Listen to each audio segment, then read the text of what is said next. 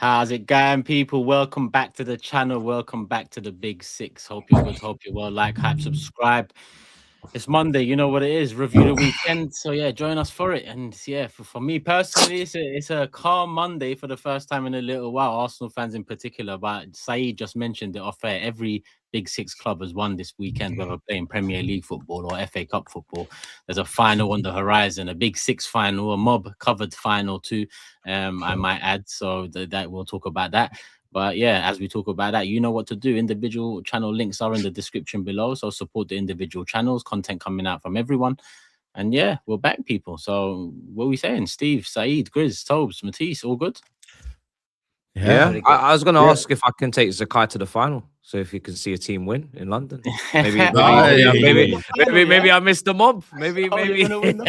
Steve, remember those words. Steve. He won't be seeing it if he goes with you. He might see something if he comes with me. Hey, City twice. I don't want him to. Yeah. Like I said, Pokemon. You don't think I'm joking? You don't think I'm joking? Watch when the videos land. Pokemon and Lego. You lot gonna think I'm going mad. I'm not going mad. But yeah, we move. Don't forget he said win in the final though, Steve. I know, bro. I have to be ready. And he said he'll be in attendance. Fighting for important things, isn't it, TOBS? You know what I'm saying? That's what it's, I mean, clearly you're fighting for important things, isn't it? So get that in the bag. Get that in the bag. What are you saying, Grizz?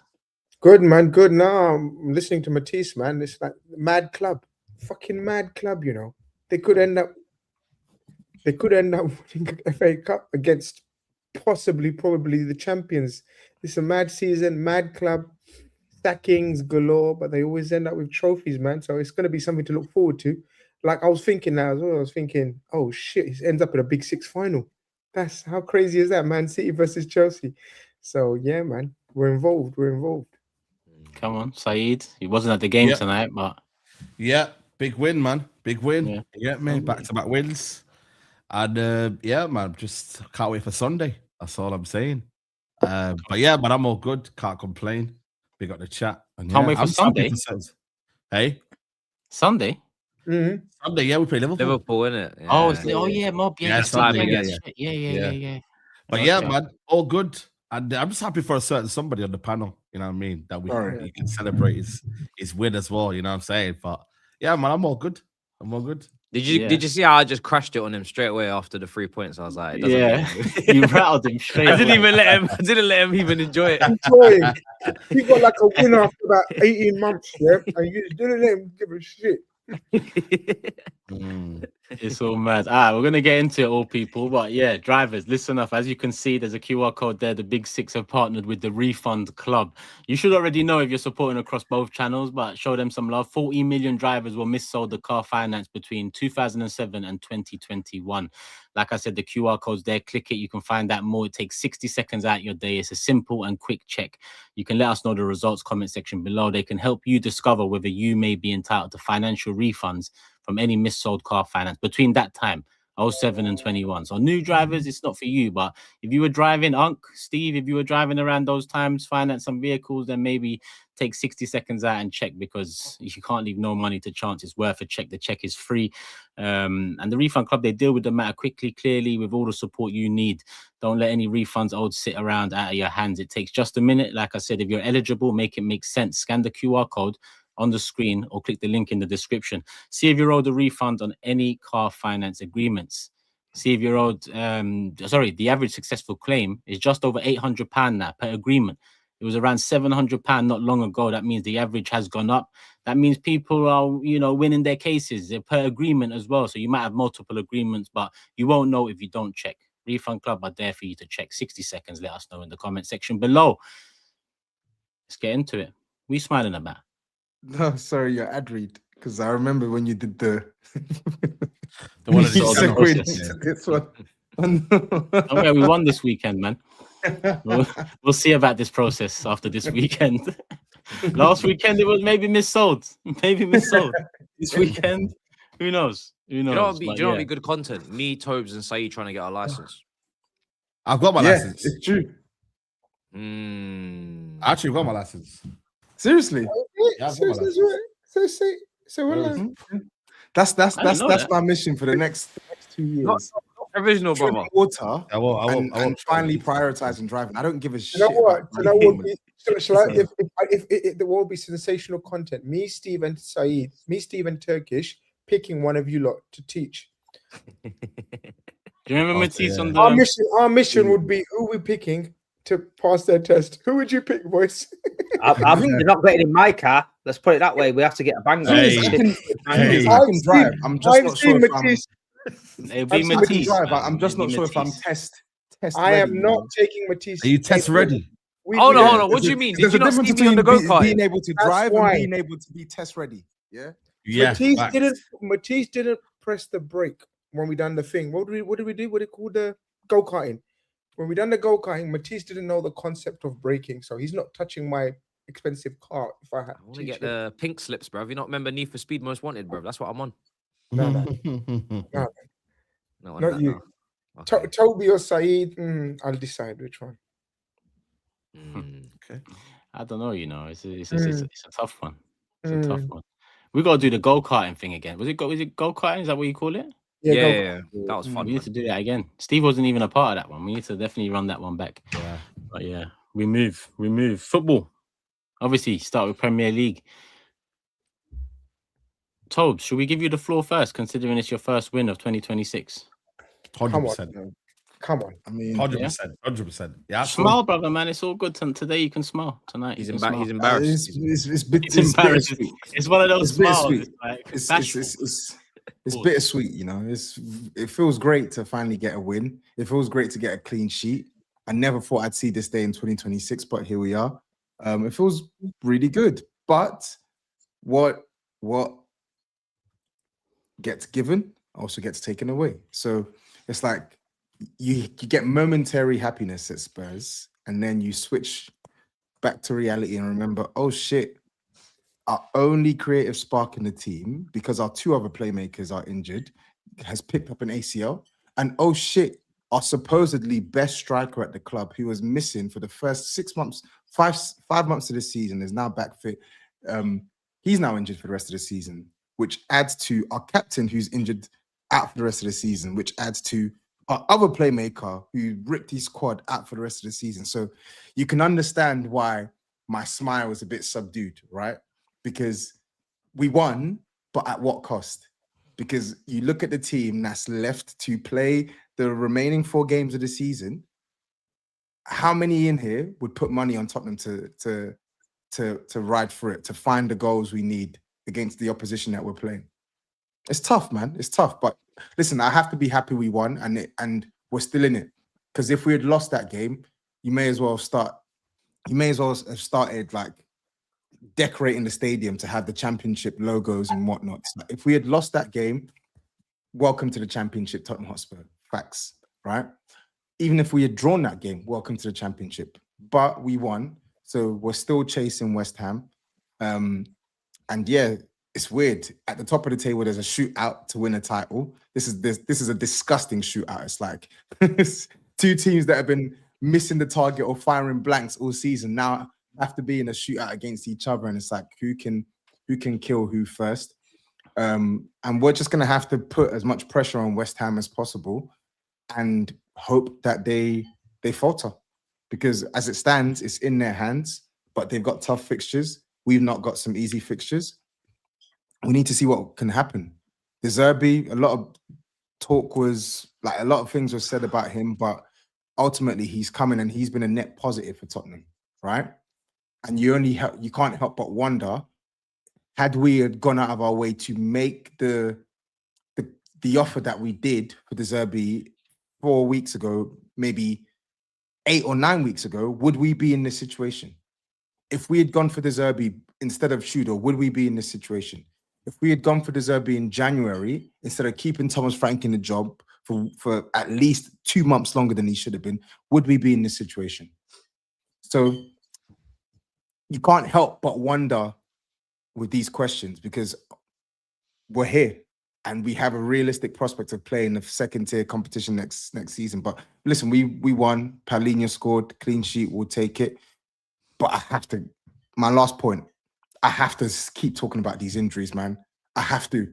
This is like 5 ACLs.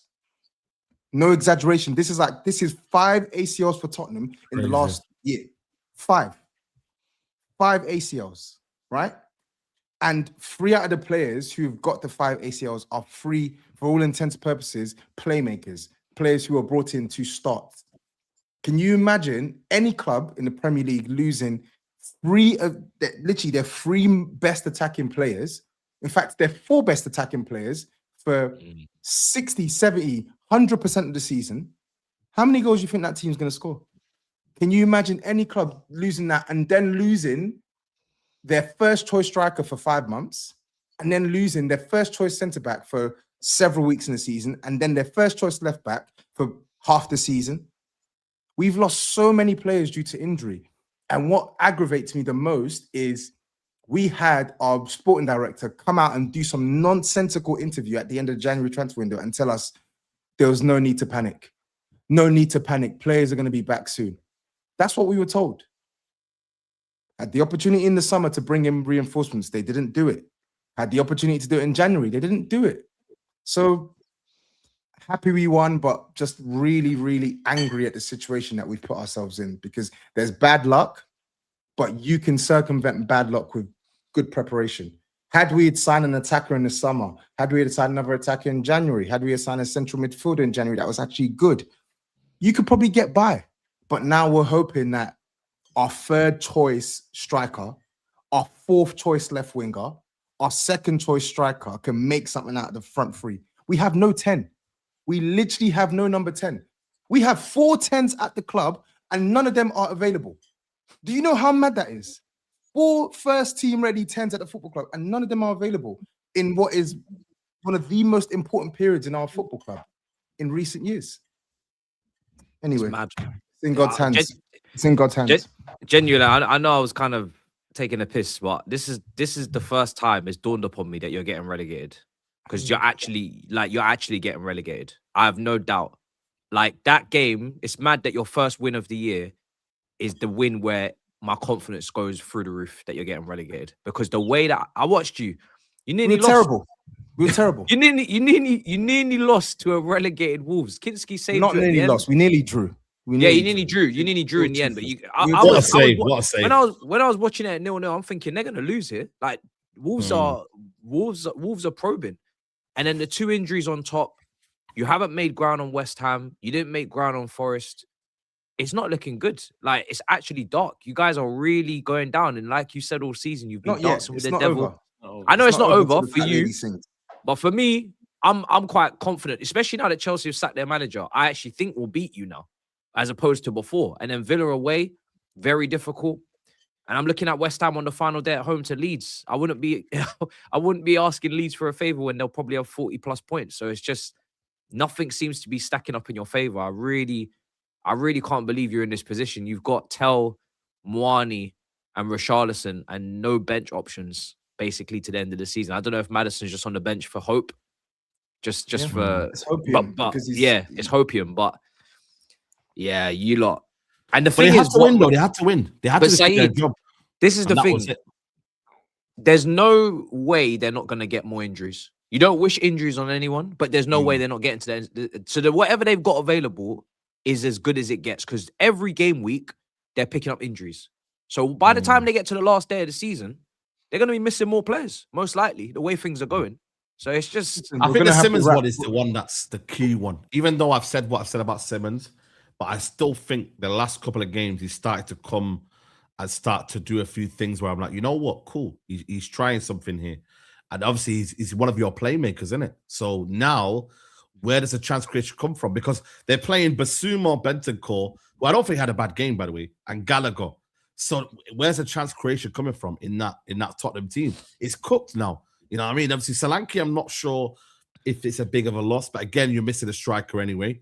So now it has to be Tell and Inshallah now, because he needs to be the one that could do something and really. He's the only he's the only attacker.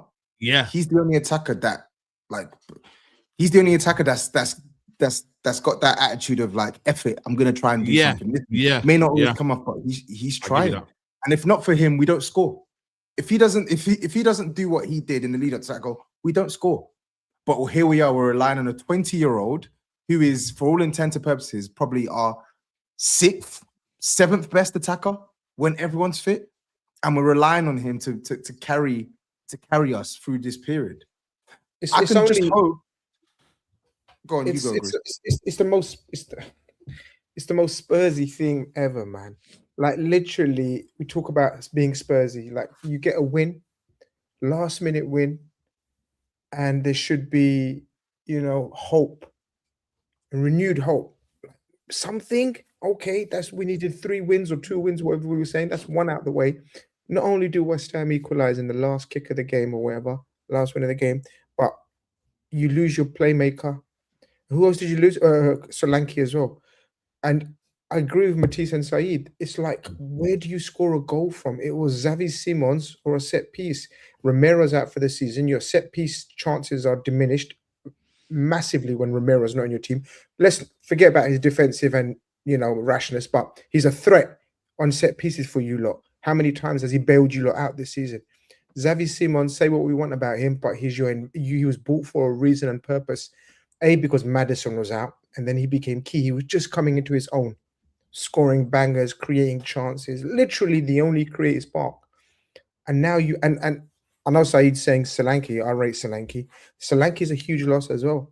You've literally got front runners with no one able to pass to them. That's mad. None of those 3 can come to feet and link up play and create. None of them are false nines, so to speak. And then you've got midfielders who will run, but who's going to pass? There's the connection. Where's the connection? There's zero connection right now. So I agree with Matisse. It's the first, Matisse. I think it's the first time I think I've given up on Spurs, man. I was like, nah, they would be all right. They'll be all right. But it's so mad. After a win, I've given up. That's mad. I don't blame you. I don't blame you. If I wasn't a Spurs fan, outside looking in, I'd be saying, yeah, they're done as well. There's the volume of injuries that we've had and the severity of the injuries as well, and the stage that we're in this season.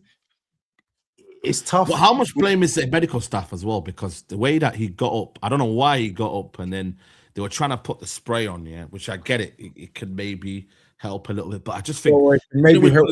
Yeah, what are you saying? What do you mean, like, bro? But this is why we're like, when we complain for good reason, because it's like it's not normal, the injuries that we've had. Just go look at our injury issues the last 2-3 years. I saw something crazy. Like I think they combined the number of games that our players have missed this season, and it's over 300 games.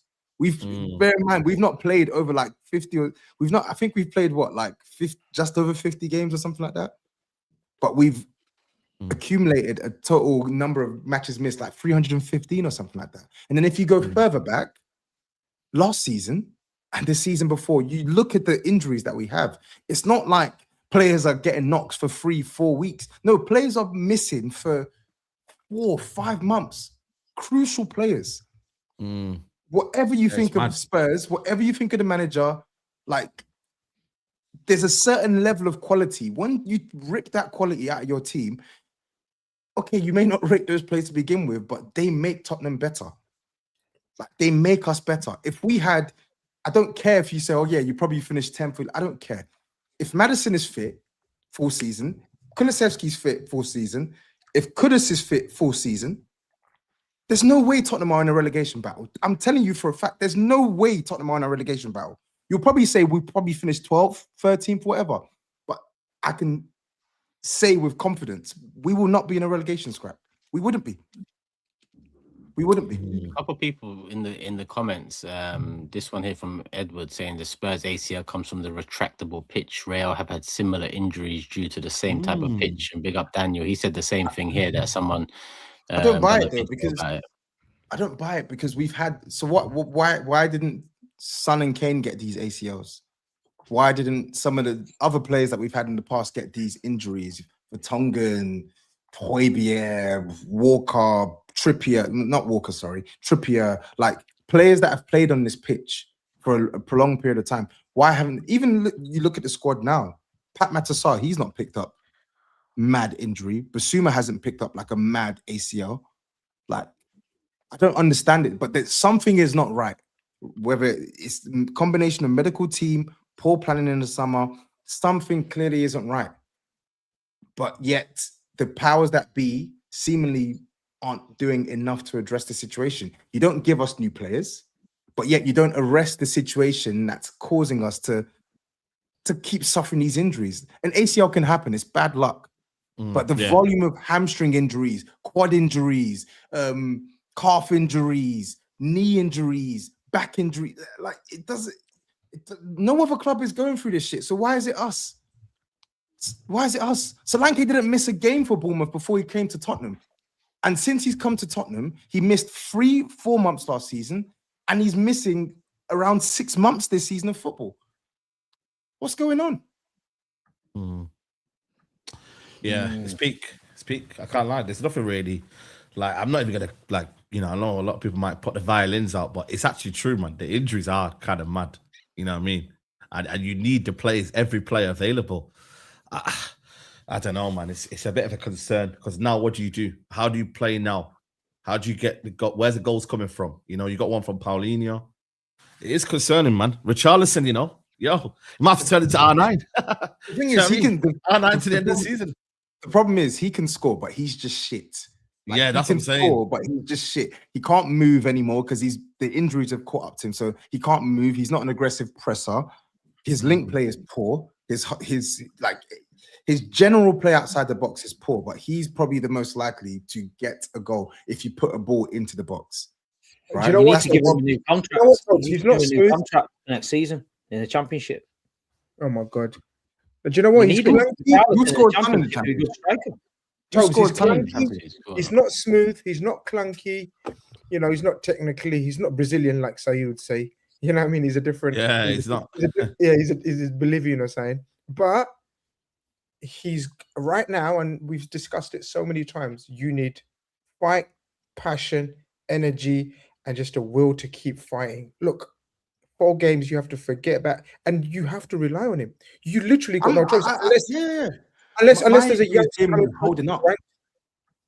You got no choice. He's got to go out there. I'm not here saying to you like instill him with confidence. De Zerbi's got to do magic, basically. De Zerbi's got to do some magic and make Tel, Moani, and Richarlison a free-prong attack.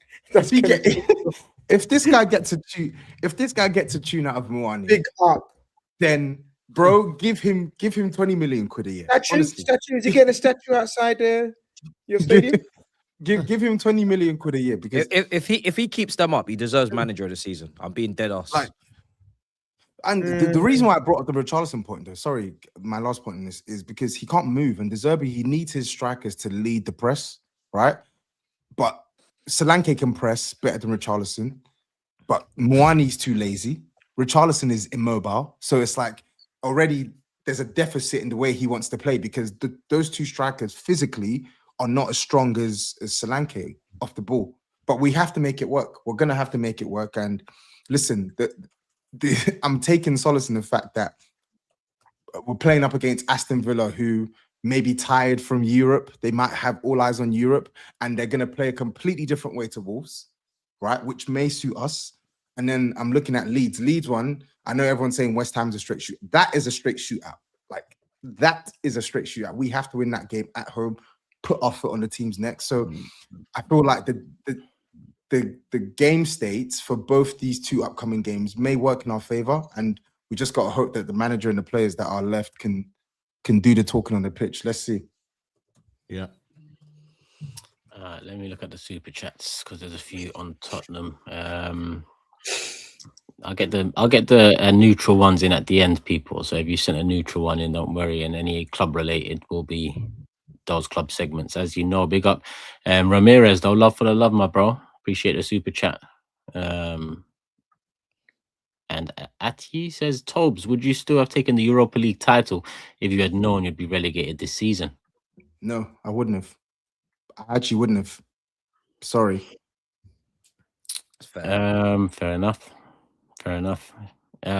Major Mike says Spurs going down after finishing 17th the season before is a disgrace. Doesn't feel so much of a shock when it's 2 years of dross. The state of Spurs pre-Levy, post-Levy, and during is very interesting. I don't even know what that means. Yeah, I think it means that your best times have come with Levy in charge, and before that. And Oh, after really? that. No, I'm just assuming. No, okay, can someone else tell him what they think it means? Because he thinks I've got an agenda. I don't want to. Man said post Levy as if the. He's got bigger problems than me even rattling them today. The same arse. What you think? What? Because the figurehead isn't there. Like, oh my god, it's a completely different club. Don't bite. Damn thing. Don't bite. You got bigger problems. Trust me. Aloha Shehi says, big up TOBS as well. Imagine the scenes if Chelsea relegates Spurs. Love for the love. Yeah. Big up to Derby, man. Please. I'm not gonna lie. I will turn that studio upside down if that final whistle blows and he's relegated. In the Derby we trust. In the Derby we trust. It's possible as well. We just need one more game swing in West Ham's favor, and we can relegate them. Wow. This is the worst nightmare. I mean, there's so many worse nightmares. He's gonna punch me in the face, and I'll probably deserve it. I'll deserve it. And what will be. I'll be honest. I say I'll take it. I'll take it. You'd be lucky if there's no arms involved. Atkins says it's not looking good, bruv. Tottenham going down would be bittersweet for us. That would be our annual 6 points gone and 6 points for Man City peak. Spurs medical team would have sent Ericsson back on after the cardiac arrest. Oh shit. It's a bit mad. Dark. That's dark. Massum says Spurs fans deserve this for how they treated Levy. He built Spurs brick by brick, loved the club, and Spurs fans hated him. Hope they go down and stay there. Why are you clapping? Giving them what they want. He's going to be a psycho in Canada if they go down. Everyone's going to be coming up to him asking and he's got a forfeit to do as well, because the prediction is mad. Oh shit! What? Back your chat. Everybody's just going to swarm him asking him about Championship football. He's going to be switching on the Canadians. I'll be leading the chance. I'll be leading the chance in Toronto. I'll get the crowd fucking whipped right up for him. Let me tell you that. All right, cool. Let's move. Arsenal, I think next up makes sense. Makes sense because Liverpool, Man United. Yeah, it makes sense. Yeah, 100% title talk. Yeah. I mean, earlier I said calm Monday, and it is in the context of things. But you see that 90 minutes, it was anything but calm. I don't know if anyone actually watched the full game. Obviously, Steve didn't. Their game was on at the same time. The reason I remember that so vividly is because their match ended, and I just thought to myself, we've got 8 minutes left. They've just got to an FA Cup final. They're probably watching this game now. We're on the edge of things right now in the game. Let's not fuck it up. And I see Gyökeres running through, and then Gyökeres doing what? Yeah, Gyökeres does. But in the big scheme of things, Eze, that's the big positive. A moment of magic. He's had a few of them this season, and when you consider how poor our attack has been, a few more of those, and he becomes the leader of the attack in a season where we get over the line in something major. But at the same time, big up the set piece. But for us to only get that early on against a Newcastle side that have just lost 4 in a row, and we just failed to, kind of get into gear 4, get into gear 5. It left much to the imagination performance-wise. But I guess people will say 3. Damn. Damn, man. No way. Stinker and hook. Let me even get a photo of this. Screenshot there. 2 weeks in a row? 2 weeks in a row? I'm going to put this on my Yeah, man. Interest not holding down, man. Is this Arsenal freezing? Man. Hey, is this Arsenal freezing in the tunnels? Let's get let me get video so he can't chat shit. Yeah, look at this. Everyone's there. Here. You go. Hold that. Everyone's here. My internet is working, but your internet is dead, pussy. It's mind games, man. Yo, Steve, man. Yeah, look mind games, isn't it? Yeah. Cracking up, man. It's cracking up, bro. You know what I mean? Dead pussy. You know what I mean? Shit. This is Arsenal, man. What's going on with him? Should That brother needs to go Zoopy. I did actually watch the game, and they were arse, man. Wow. I mean, they could have iced it at the end, but my goodness, they were arse. Actually, here he is. Take it away. Yeah. Firstly, I'm gonna fucking get onto the internet provider because I don't know what's going on. Right move, bro. Just right move. This is like the second time this week. This is the second time this week. It happened on loose cannons as well. It just threw me out. But anyway, Where was I? Yeah, Eze. Eze is the only one that I mean, Hincapié, solid. Yeah. But that's what you expect from a South American anyway. A lot of people are talking about that grit, that desire, that fight. Yes, part of a Leverkusen side that achieved greatness, but that South American spirit, you might call it, that's the expectation. And he's nailed down the left back spot now, regardless of Calafiori's inconsistencies injury-wise. You're buying him, right? You're buying him at the end of the season, innit? You're buying him at the end of the season, innit? Probably, yeah, probably. How much was it? How much? No, we are. I'm messing with TOBS.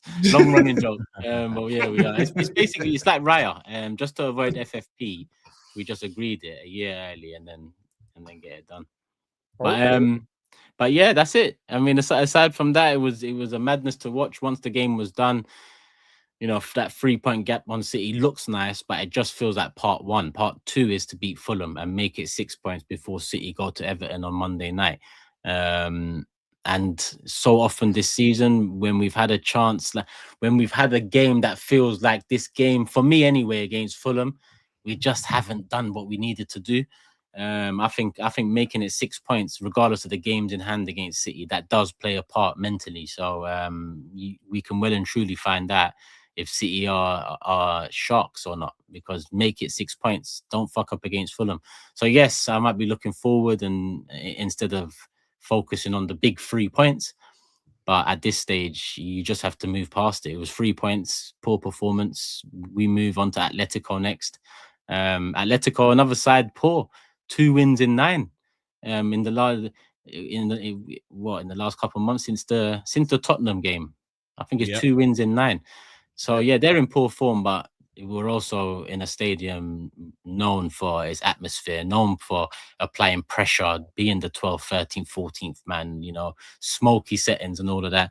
I think I welcome it. You know, whether the players do or not, we'll find out, because this season, towards the last few weeks and whatnot, mentally, when we've been tested, it seemed like we're fragile as ever. But that's a big test coming up now. Cobwebs dusted off. We got our 3 points. We're back in winning ways, you could say, but that only matters if you go on now, do a job against Atletico, I'd call it. But I'm looking at the Fulham game more so. That's not looking past Atletico. That's just me focusing on the competition. I think I want the most and think we'll prove that we are the best rather than Champions League. Which, listen, I'd love it. We've never won it, but at the same time, yeah, I'm still focusing on the league a little bit. No, I hear it.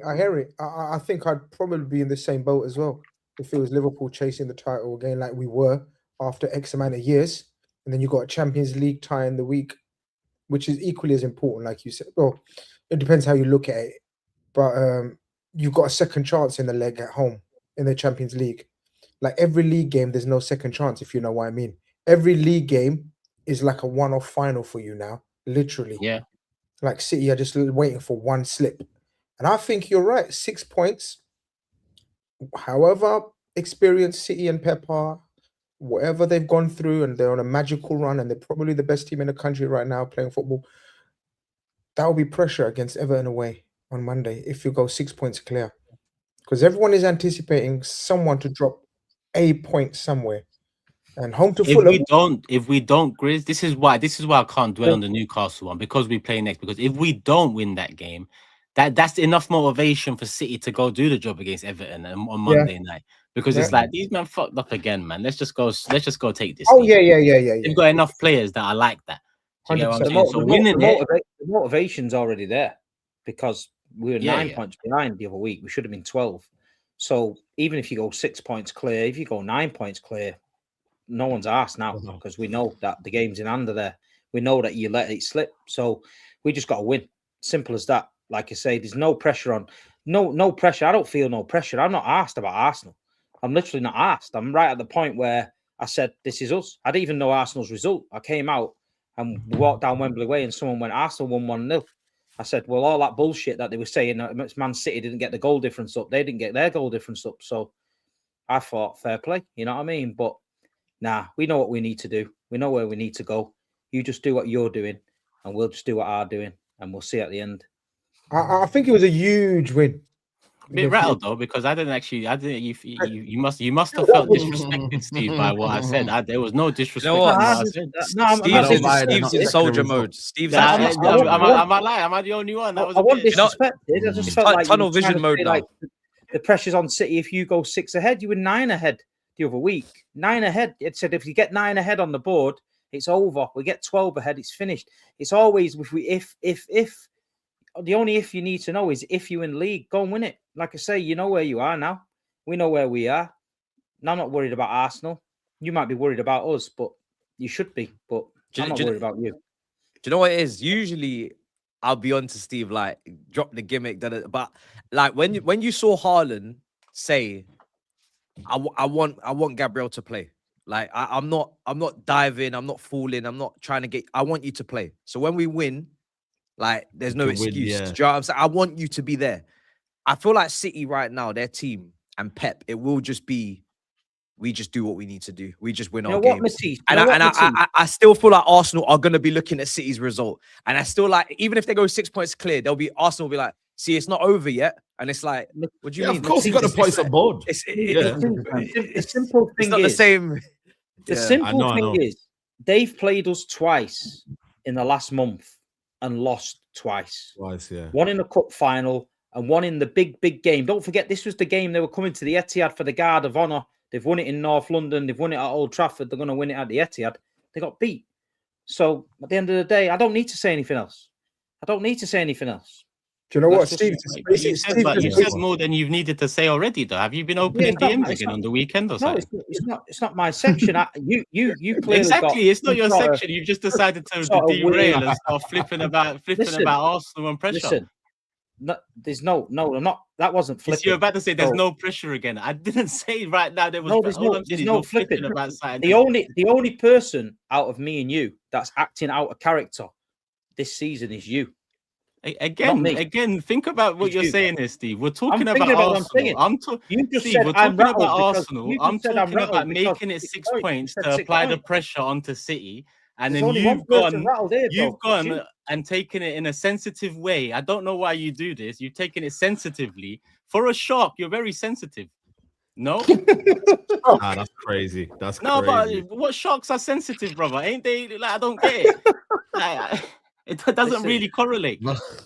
Oh, Bob, I'm talking about Arsenal. I'm saying apply pressure, make it 6 points. There's only one. I don't feel no pressure. One here. Haaland said this. You're acting out a character all season. What are you talking about? See? You won't even let anyone speak. That's how we know how upset you are.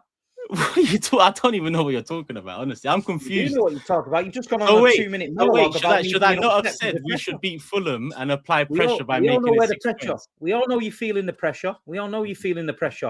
The cigars got put away. The crown got rolled up. You know what I mean? It's not. You're just saying what you were about to say 2 minutes ago in a different way. Are you not listening to what I'm saying? So I'm not allowed to speak because it upsets you because I'm saying it in a because you're just saying it in a. Are you not understanding what I'm saying? The other week you were telling me you were telling everyone in there I was telling lies. Not telling lies anymore, though, am I? What's triggered you tonight, Steve? Psychological warfare. I just don't understand. What part triggered you? What part of what I said triggered? Is it me saying Fulham? If we beat Fulham, you know what triggered you? Me being here, absolutely not one bit asked about Arsenal. That's what triggers you. Yeah, but Steve, you say you're not asked about Arsenal. In the middle of us just talking about Arsenal, you flipped about Arsenal. Does it not bother you? Does it bother you? You're saying it doesn't bother you.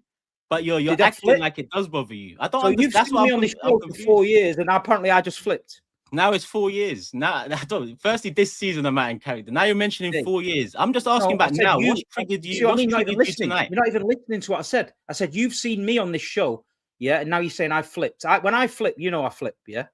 You know I flip. At the end of the day, you lot have turned up in the last 2 games against us and been slapped all over the place, right? Right, so listen to me for a change, yeah. So don't be coming on here. To do with the context of the conversation we are having now? But what's that got to do with the context of the conversation we're having now, Steve? You speak then. Go on. I have spoken.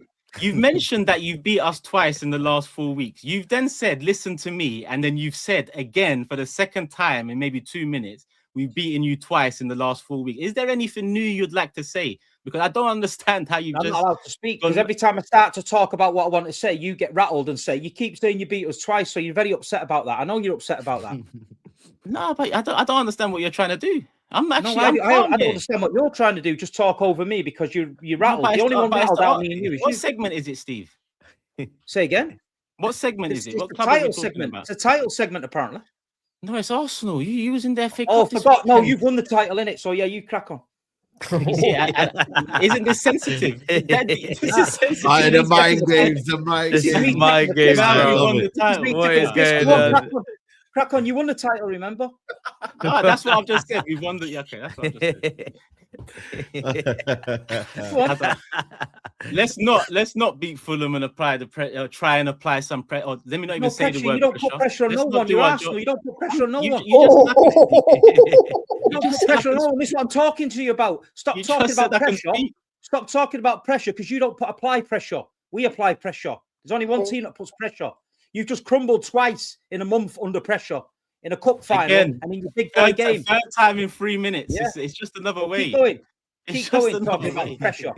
Talking about pressure. We might as well start talking about Champions Leagues. That's how much you know about pressure. The word, that's it. The word pressure has rattled you. Perfect. That's it. That's all I wanted to know. That's all I wanted to know. I'm rattled by pressure, but you crumble under pressure. You keep mentioning it. That I've mentioned pressure. Yeah, exactly. I'm mentioning it. You look how upset you are about it.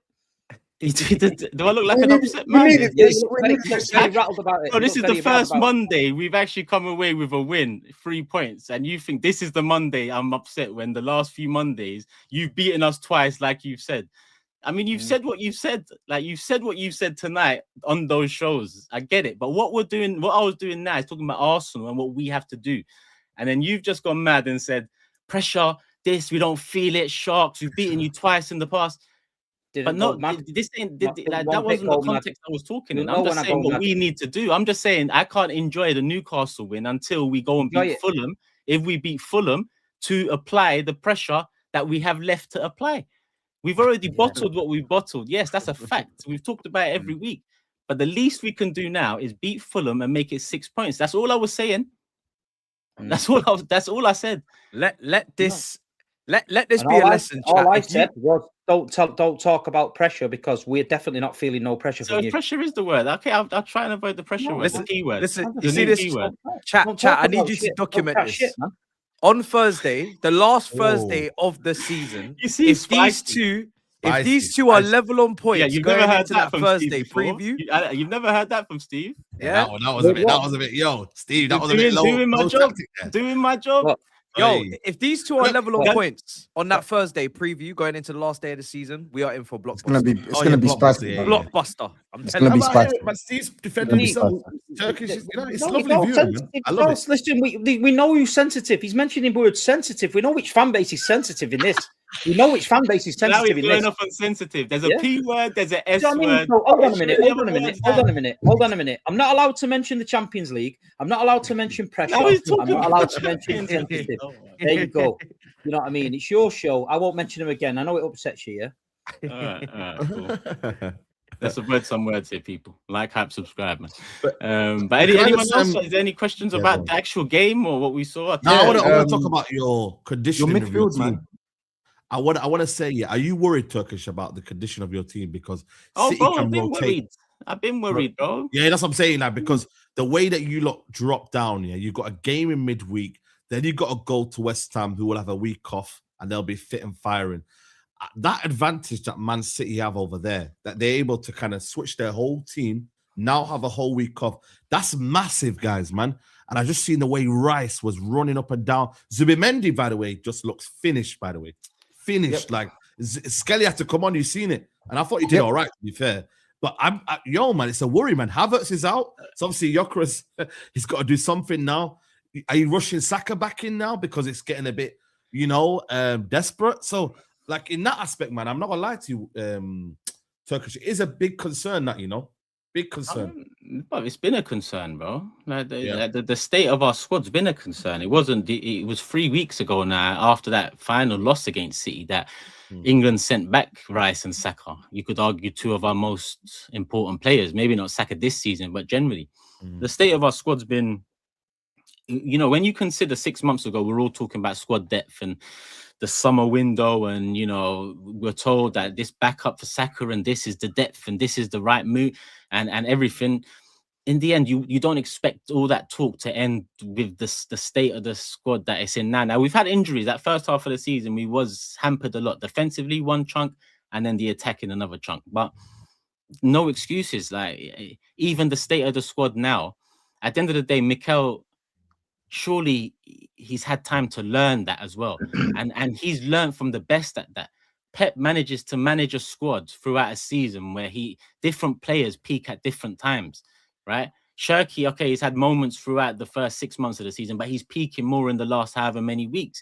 We've seen that with Foden before. We've seen that with Gundogan before. We've seen that with we've seen that with many a player in City's success. Arteta learned off that, man. Not only that, he's also had years under his belt now to learn the same, whether that be 22, 23, and the wheels fell off at the end. Part of that is part of what's happening now. Whether that be 23, 24, and going to... There's learning curves all over the gaff that I just can't. Yes, the squad's in a state. Yes, the performances show the state of the squad. That's what you're seeing. But it's also showing the state of the tactics in attack, because there's no excuses for that. The attack has been floundering all season. All of our hope and belief was built off of the defense, the unit, the structure, which Arteta's got massive credit for. Massive. But it's crunch time now, and the attack needs to see it over the line. More than ever. I could have said this 2 weeks ago, let alone when it becomes a shootout after City beat us in the league in terms of goal difference. If we both win, it's a shootout. So now the magnifying glass is very much on attack, like it should have been before from Mikel's eyes, but it wasn't. That's why we're here. I like Lewis Skelly coming on in midfield. I like that. But do I like that all of a sudden with 4 or 5 games to go? We had time to do that before at the end of last season. We've had a good year now to test it out. Now, people will say, oh, he's done it now, relax. Yes, he's done it now. If it works, thank you. If it doesn't, it's understandable because he's just put him in there in the last 4 games.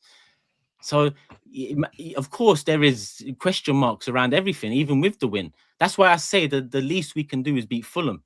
I can't enjoy the Newcastle win too much. Even if we pulled out an exhilarating performance and won 3-0, I'd still be looking at that Fulham game. We did the opposite of exhilarating. We didn't get a 3-0. We done a 1-0 scraper.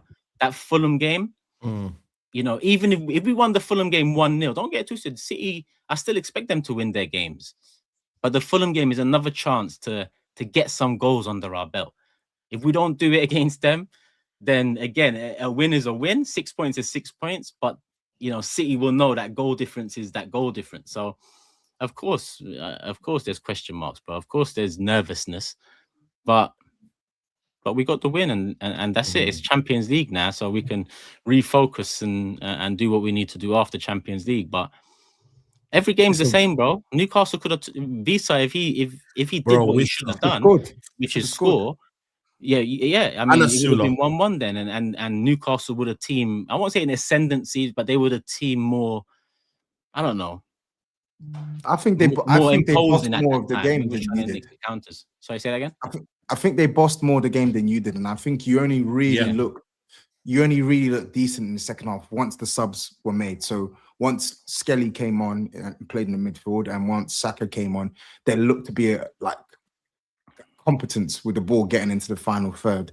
But if I'm an Arsenal fan, I'm happy to see it, but it's got Saeed is right. It's definitely a worry because physically, you lot look like you're on. Like wrestling. I don't know. You lot play WWE when you mash up a wrestler in the game, and their body's red, so it goes in different colors. Like your players are on red, bro. Rice was terrible. Zubamendi was poor again. The attack. Oh, Noni Madueke, mamma mia. Yeah. Forget that guy. Mia. Forget that guy. Oh, they just need to go over the line. It's literally, we were talking about. They're driving earlier. They're on reserve. They're on reserve, where you don't know it could clonk out any time.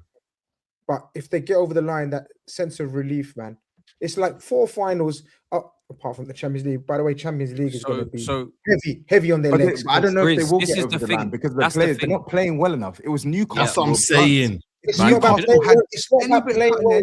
No, but GRIZZ, I get your It's point. Literally not about playing well at this stage. 4 games to go. You just keep doing 4 of those, and you think anyone's going to be complaining about? No, but that do wasn't you not, enough. That's what I'm trying to say. That's not going to be able to win you some of the games against I know, some of the teams. I know. I get that. I get there's worries, 100%, but it's so close to the winning line now. So right there. Both teams can see it, and Steve and Pep, and how Steve's acting is how Pep's acting. Have you seen Pep last few weeks? He's joking, he's laughing, press conferences, there's no pressure. He's been through it all. And whereas they haven't, well, they have, but they've got the bad memories of going through it all. Whereas Steve's got the good memories of going through it all. So he's on a high. Pep's talking nice. Pep's talking about joking with the press. Pep don't be like that during the season. Pep's on edge all season, except when it comes to the last 10 games.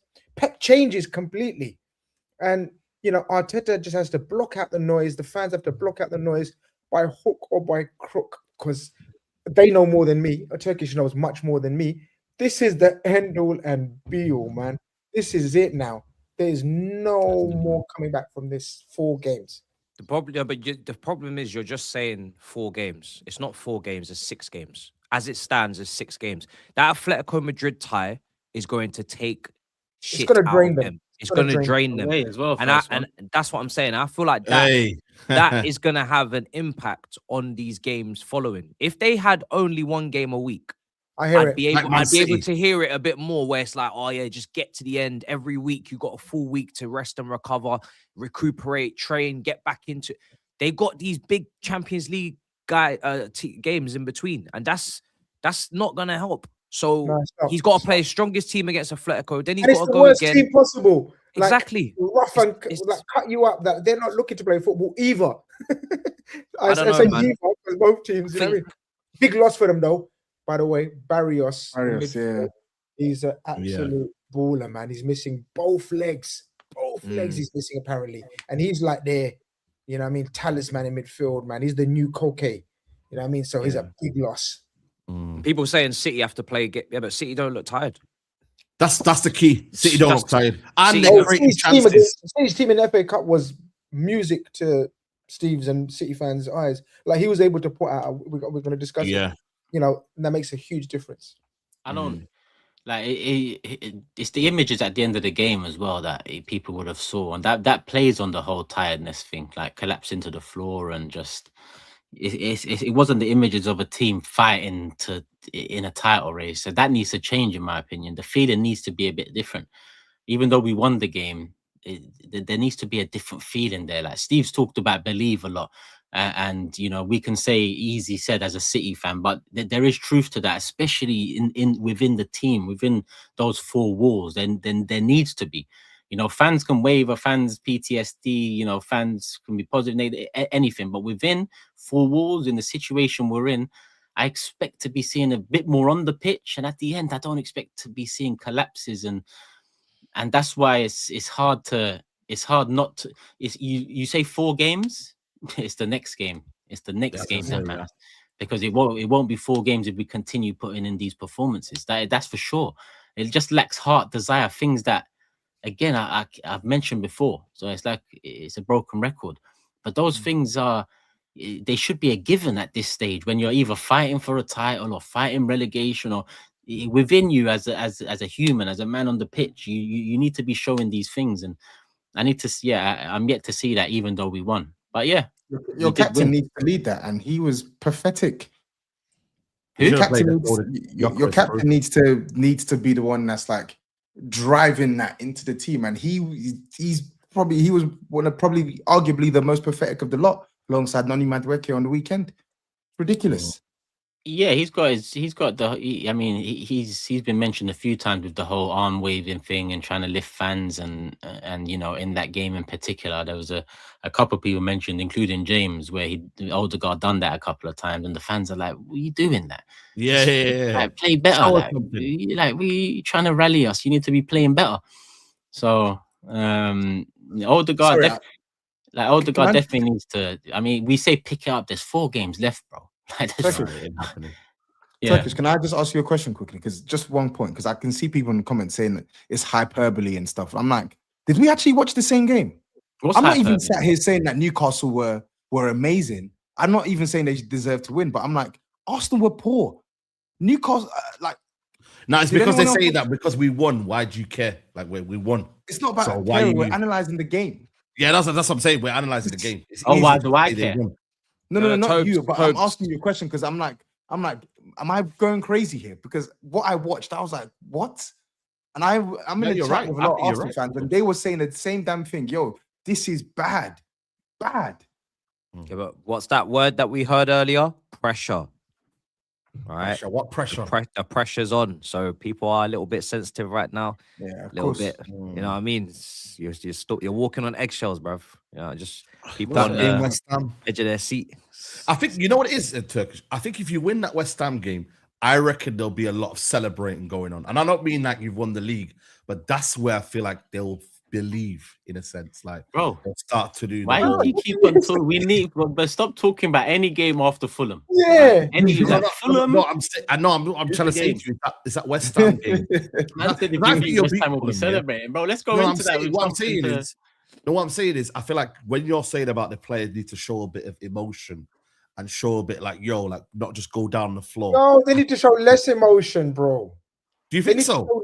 They need to show less emotion, less celebrating, less crying if they're losing or drawing, dropping points, less emotion.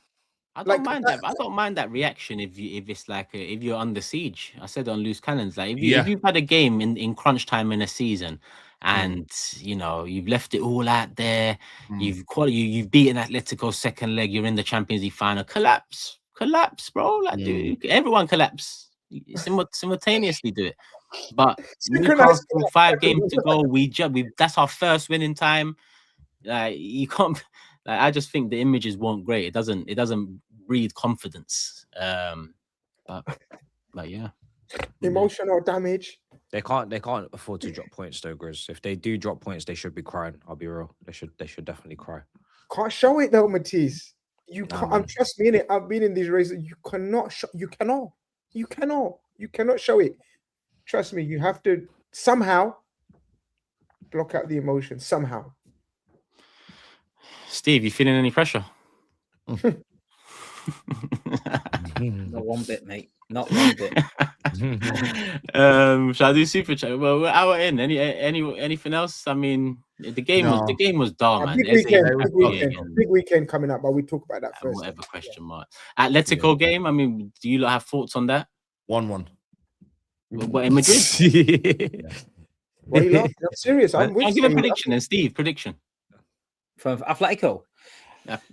I think you could win out there. I don't think they're as good as they have been over the last few years. I think it's a good draw for them. I don't think they might get physical. They might drag you down to the depths, try and get you in rattled a bit. They tried to do that. Was there? We drew 0-0, and it was a bloodbath. They were literally crazy. Stadium's wild. Toby's been there. He'll tell you they're going to crank it up. But I think you only need a draw there. You only need a draw getting back to the Emirates. You don't have to go gung-ho. You don't have to go and win there. It's not like you go into the Bernabeu and you're thinking, you know what, we need something to take back. You'll get a draw. I think they'll get a draw. I think it'll be 0-0. Even I agree with Saeed. I think it'll be 1-1. They're not good. I'm sorry. They got good players. They can turn it up though. Let's not dismiss. They can turn it up. They're good at, you know what it is with them?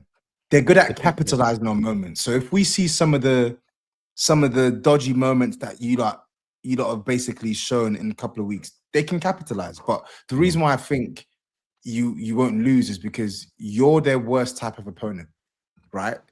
You will not let them. You're not gonna throw like 5, 6, 7 players. It's not fire. It's shithouse versus shithouse, basically.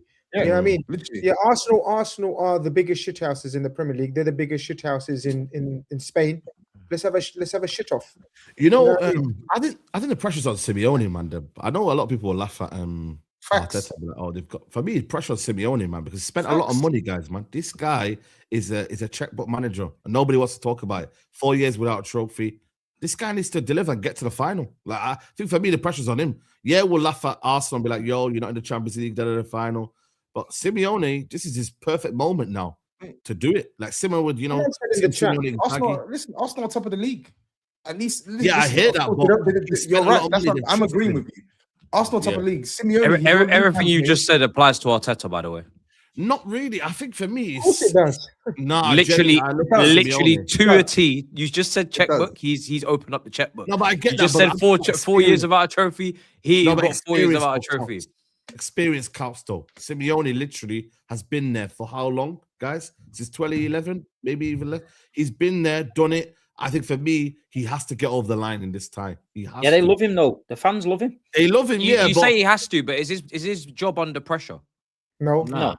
No, but I'm talking about his legacy. Arteta's his legacy is not under pressure either. Simeone's legacy is 30, man. Arteta's under pressure, and his job is under pressure from the fan base. The way people speak about him, I'm like, yo, man, it's but that's you looking outside, looking. He's just trying to put pressure. Go. No, I'm not. I'm to that. I think people just kind of dismiss Simeone. Like, yo, go inside that Atletico Stadium and see if you can find anyone that will be putting pressure on that manager or be saying that his job is up for grabs. It's not going to happen. That's what I'm saying. But they lost the Copa del Rey final. Yes. Their league campaign, they haven't challenged for the title, even though their spending isn't like miles away from the top two, right? Yeah. This is literally all they have left. So yes, I get where you guys are coming from, but I think SAEED has a fair point here. For me, the pressure's on him. I know you could talk about he's won. I agree. There's pressure on him. Big pressure. SAEED's trying to say the pressure's on him, as opposed to there's pressure on him. He's saying he's the one solely on pressure. I think he said he's more under pressure than more Arteta. pressure. Yes, we disagree with that. Okay, fair enough. And if you look at the overall context of all the clubs and the coaches, I just feel like for me, it's one of them ones where Arsenal Premier League more focus. I'm not gonna lie to you. Atletico fans, they would love to win the owners, but the focus is on the Premier League. The club ain't under pressure. Yeah. The manager, as an individual, for his own achievement levels, could be under pressure, but he puts that pressure on himself. Yeah. Arteta, fans, club, everything is under pressure. And also, two different pressures. Atletico are not thinking they're going to win the Champions League. You watch. If Arsenal go out to Atletico, try and tell me that is not going to spill over to the Premier League title race. Try and tell me that Arsenal fans are not going to put Arteta under even more pressure to win the Premier League in the last few game weeks. Of course they are. So if we're talking about who's under pressure, it's the people that have high expectations of their team, really. But then I can switch that and say, well, the title should have been pretty much wrapped up by now. But they were 9 points clear. They should have been putting their feet up. You know, I could switch it the other way. You say that, but I think if Arsenal had done, I think if Arsenal had done exactly that and they had been clear, then I would agree with you. I'd say they're not under as much. That's what I'm saying to you. That shouldn't have happened, though. But they haven't. Miles away. Because there's actually a genuine chance where they go trophyless. They're under pressure to try and win one of these trophies. You know, Arsenal can't finish a season trophyless. If Atletico finish the season trophyless, no one bats an eyelid. Let's be honest. If Arsenal finish trophyless this season, everybody's going to ask questions. We're in England. Yeah, if they had been clearing away in the title race, I think this game would be semi-final. It's always under pressure, but I just feel like they could have gone into this a little bit more carefree if they had that title race wrapped up like they should have. You know? Yeah, I hear that. So a lot of people saying draws. Do you not think Arsenal go through to the final? Yes. I think so, yeah. I can't lie. Unfortunately, yes. Yeah. I think that side of the draw was just exactly tailor-made for them. It was heaven for anybody. Anybody gets that side of the draw. No disrespect. Who would this game have been? We said that about FA Cup as well, though, and Southampton. No, you took your off the ball there with that, but I don't think you do that. That might have been the little kick you needed. I don't think they take the eye off the ball. The City game last week was massive. That game would have won you the league.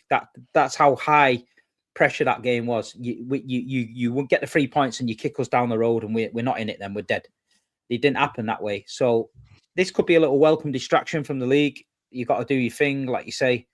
I don't buy the players are tired. Me now. This is what if you're a footballer, this is what you live for.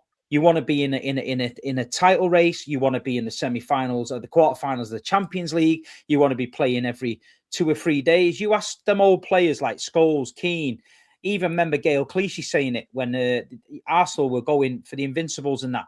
Did you want to be rotated? No. With the big players wanted to play every game. And that's where I think you've got to stand up. You win or lose, you've got to stand up. You've got to go to Madrid. You've got to put in a performance. and you've got to stand up, because what would you rather be? Mid-table, safe, ticking over, thinking about the World Cup, thinking about my new contract? No, you want to be blood or thunder, right in the mix, live or die. You know, we've got this season, we've come this far, we've got to go out on a high. And that's what I think Arsenal's got to do. Can't feel sorry for yourself, block out the outside noise, tell the managers to stop with the gimmick, stop with the bullshit. We don't need it anymore. Shut down the press room, lock the club down, just us and our fans, block it out. Let's go for it. 4 games left in the league, 2 in the Champions League to get through to the final. That's what I would be doing if I'm involved in Arsenal now. And that's it. You know, we can banter Arsenal. We are going to do, because of the way they ran away at the beginning. Everyone thought they were going to have it wrapped up, but they're there. The top of the Premier League. They're in the quarterfinal of the Champions League against Atletico Madrid. It's a fucking very, very good situation to be in. It's not the end of the world. It's a very, very good situation to be in. So it is what it is. Like you say, they've got to do their thing, and they've got to go and get to the final of the Champions League. Champions League's a holy grail. If you get to the final of the Champions League, it's a one-off game. Everyone said Man City going to beat Chelsea in the Champions League. Didn't happen. Chelsea won it. Do you know what I mean? So you get to that final and it's fucking dreamland. It's just literally just anything can happen. So I don't think it's a done deal yet, but I feel like Arsenal go through. I agree with every word. That's why all the question marks about injuries or state of the squad, I can't even go into them, because you see what you talked about in a title race. This is what you want to be here for. I'm not seeing that on the pitch. So if I'm not seeing that, I can't even worry about anything else, because that should be a given. That when you look at the players, they know everything is on the line. You should see that in the way they move, run, try 50-50s, and that's where we're falling short, and that's why we've fell short in the last 4 weeks. Every single word. That's what we should be doing. Well, you've got 2 options. If you're going to be winners, you've got 2 options. When you fail, you either sit there, you dwell on it, you let the pressure build up, you talk about it, you let it get in your brain, and you keep failing, or you think, right, I don't want that feeling again. That was a big one. We missed out on that. We've got to bounce back. It's in our own hands. We've got to go to Madrid. We're Arsenal. We've got to go to Madrid, put it on them, get a result, and get in the Champions League final. That is what I'm trying to say. Some teams, if you collapse from inside, it's 100% a mentality issue. The manager's not the right guy, and the players aren't the right guy. Because people calling out Pep a few weeks ago saying he's finished and he needs to go. Yeah, but Pep's got the mentality. Look what he's done now and changed this attitude round. Look at City now compared to where he was a few weeks ago. We didn't look the same team. Everyone was saying, oh, they're inconsistent. And then all of a sudden now, win. You know what I mean? So that's the difference. But listen, it's in Arsenal's hands to go and win trophies now. Go and beat Atletico. Atleti this season as well. Didn't you smack him up like 4-0? And it was, but that was at the start of the season, though. That was about the start of the season. Yeah, I know start of the season, but they didn't have Lookman, they didn't have, with ease. Yeah, but it's different pressure now. They did the same thing with PSG last season, and they felt the semi-final. If they get through to the final, the lift that will give you going into your last few games, like you'll be hedging your bets in 2 different comps. It will be a proper uplifter for the whole crowd, the stadium, home and away fans going to the games, last couple of games. It's massive if you get to that final. Massive. But let's see. Yeah, we'll see. We will be here Thursday, people. Obviously, the next show after all the Champions League stuff, Bayern PSG, and obviously our game 2 against Atletico. Let me look at the Arsenal super chats. Kusta says, big up panel. Turkish is time wasting with the camera freeze. Typical Arsenal. I mean, if you've been watching the shows recently, my camera's been moving a bit. I mean, it's not the camera this time, it's the internet. Can't see Arsenal winning, says LFC. Winning it, playing like that. The performance was very poor. We just talked. Jashar says, big up the panel. Big Steve, the most chest when talking City's title chances. Start, sub, and sell. He bottled it. By the way, Paul Lake was a baller. Such a shame. Big up the panel. Big Steve. Paul Lake. Start, sub, sell. He wanted that start, sub, sell last week. De Bruyne, David Silva, King Cloud. Oh, that was it. Yeah. And you said no comment, or you can't do that, saying. Big up, Jashad. I hope you're well, man. Hope you're well. Akin says, we need a clear out in the summer. Martinelli, Trossard, Gyökeres, Odegaard, White, and I would sell Calafiori instead of Lewis Skelly.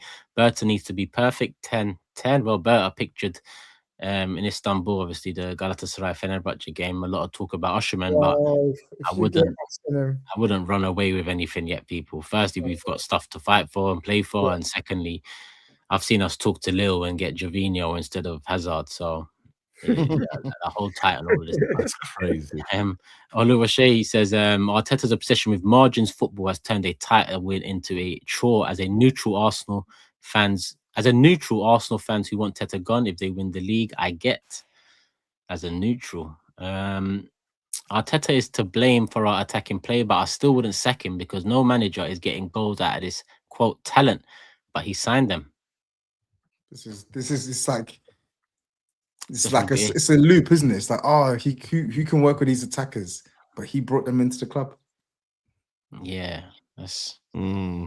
Joshua adds on top of the last one. The City story is actually mad. I lived with a City fan during Arsenal's title-winning days. He was loving players like Goethe and Kennedy. What a switch-up. Old school Joshua. And I think, there's another one here from T. Dot saying, Atletico is the clear favourite. Better players and a much better coach. They're not clear favourites at all. I don't know where you got that from. Arsenal FC, not Arteta FC. Arteta is the only failed checkbook manager. 7 years, 1 trophy, spends 1.3 billion, 1 FO. His legacy will be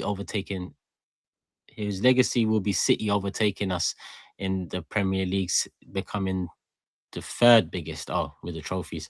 Well, yeah, City have already racked up 1 this season into the final of another, and.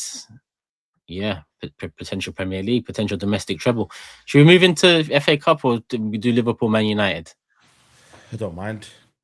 We might as well stick Premier League and then do FA Cup then, innit? Yeah, can do. Go on. I mean, Chelsea have fucked the whole top 5 race topic up anyway, so there's no. It's kind of you two are pretty set, right?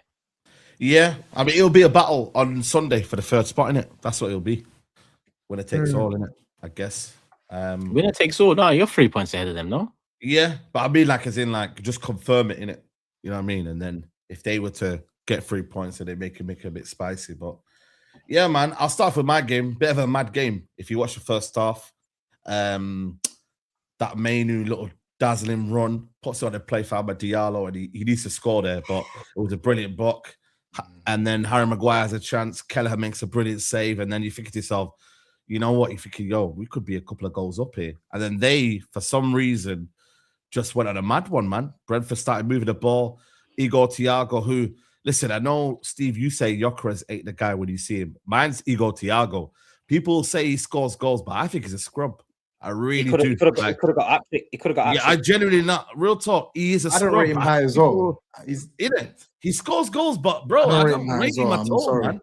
He ain't all that. So I don't think no one rates him high though, but yeah, his first season in comparison to Gyökeres.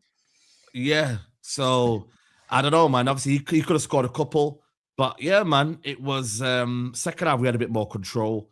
I thought Kobe was unbelievable tonight in that midfield. You know what I mean? Like people say, he's mobile. He was everywhere tonight. You know what I mean? Winning the duels, tackling, unbelievable. Casemiro's farewell tour again. You know what I mean? I feel that's 8 goals now or 9 goals. You know what I mean? It's brilliant. Like the way his endeavor and his commitment is just yeah, man. It's gonna be a big loss, man. I know people will say, he came towards the end of his career, but his kind of love for the game, you've got to admire it, guys, man. He keeps on going, giving his all to the team. And he's a clutch player, man. From set pieces, absolute demon. So another crucial goal there. Sesko's finish, I thought, was brilliant in the composure in front of goal. And then obviously Bruno Fernandes, you know what I mean? 2 more assists needs now to go and win that, you know what I mean? Which I think we got 4 more games. He'll definitely do that. I said it from time ago, to be fair. He's going to do it. And yeah, he'll do it. There was some few bad performances. I know the chat's moving mad right now. Amad Diallo, poor. Brian and Bruno, poor. Wait. Can we chill? Yeah. I want very more fast. on Diallo. Very fast on Ahmad. Very quick. Yeah, just one word. Why are you going so fast? Why are you coming fast? Why are you coming fast? Yeah. Slow down, buddy. Slow down. Because when he's playing well, it's Ivorian Messi, and it's propaganda and praise and comparisons and Saka come outside and this and that and third. when he's not doing too much, we even forget he even exists because you don't speak about him. Yeah, the stocks are low right now, man. Stocks are low. We're under siege. Stocks are low. Stocks are low right now. I wouldn't give up. Interesting way to how old is he, by the way? How old is he? 23. I'm not like GRIZZ Khan, but yeah, 23. How old is Gittins, Matisse? 20, but he was quick. 20 years old. How old is Tel? 20, but he was quick. 20. Interesting. Let him show. Tel's 24 in July, Tobes. It's gonna be 24 in July. Interesting. Yeah, man. Yeah. Starboy in it. Starboy like Wizkid in it. You know what I mean? Star man. No, Starboy. Apparently, according to Wizkid, I've heard that Wizkid is still called Starboy. So we're gonna take that one. Yeah. There's only one Starboy, and it's Wizkid. Yeah. There you go. We're gonna Ivorian one. Amad Diallo. Amad Diallo is damn near 24 years old. He's almost as old as You know Matisse. what it is? He's almost as old as Matisse, and you're calling him Starboy. He's got 4 GA this season, Tobes, in the Premier League. You shameless, brother. 4 But GA. what I will say is that we know Amad Diallo's talented. It's just that he needs to get the goals up in it. We know. Oh, we know. You know. At what level though? Is he at Man United level, Saeed? Do you think he still is, man. I still Man United level. Hey? Who, Ahmad? Yes. No, they'll get rid of him. We'll be there when the Champions League season, man. Listen, he's going for what's the exact question? Amad Diallo, is he Man United level? Nah, man, come on, man. That dream is over, man. No way. What do you mean that dream is over, man? That dream is over, man. Like his best position is right wing. You bought a better right winger or right forward, whatever you want to call it. He got moved to right back. He's 23, turning 24. You still calling him Starboy? He ain't had over 5 league goals in a season. Where's your guy been for the year and a half? That's the retaliation, eh? That's an easy one. I always have my wingers because my wingers are not good enough. But bro, No, but I'm gonna speak on my players because everyone says I don't, but they've got to perform. And listen, it's been bad. You know what I mean? He should have scored. You know what I mean? He should have scored when Kobe went through, but he didn't. And it's tough times right now. I'm not gonna lie. I'm under siege. I have to speak up and I have to be honest. And he's not performing well. You know what I mean? No goals since no goal involvement since Bournemouth 4-4, and that was in December. So it is peak. But listen, I'm gonna stick by him. I think next season is gonna be big. Champions League football. I think these guys need more game time, man. I think 1 game a week is putting these guys under pressure. I don't know what it is, man, but they're just not performing well. They're lacking rhythm. And Bumo, I'm not gonna lie to you, he's fell off as well. Yeah, I'll be real with you guys. He fell off as well. He's been awful for like 2 months now, bro. 2-3 months. Yeah, he has been. He's not scored since Tottenham game, bro. So there are some concerns amongst the positivity. There are some concerns, but it's not gonna be one of them ones where like I'm gonna crash it on everything. You know what I mean? What we're doing. I think it's still good. It's still positive, but there are some players that need to start performing because next season you might not be starters. You might not be in the team. You know what I mean? You can't be saying to the manager, yo, I should be playing more when you're not performing. So that right there is a concern. One player I will give extra credit to is Sally Lemons. I don't know if he doesn't get the sort of credit he deserves. I know we talk about David Raya and all these goalkeepers. I can't name you a more impactful goalkeeper than Sally Lemons. Like, real talk, if you watch him commanding in the air, crucial saves at crucial moments, if he does get beat, it's a worldie.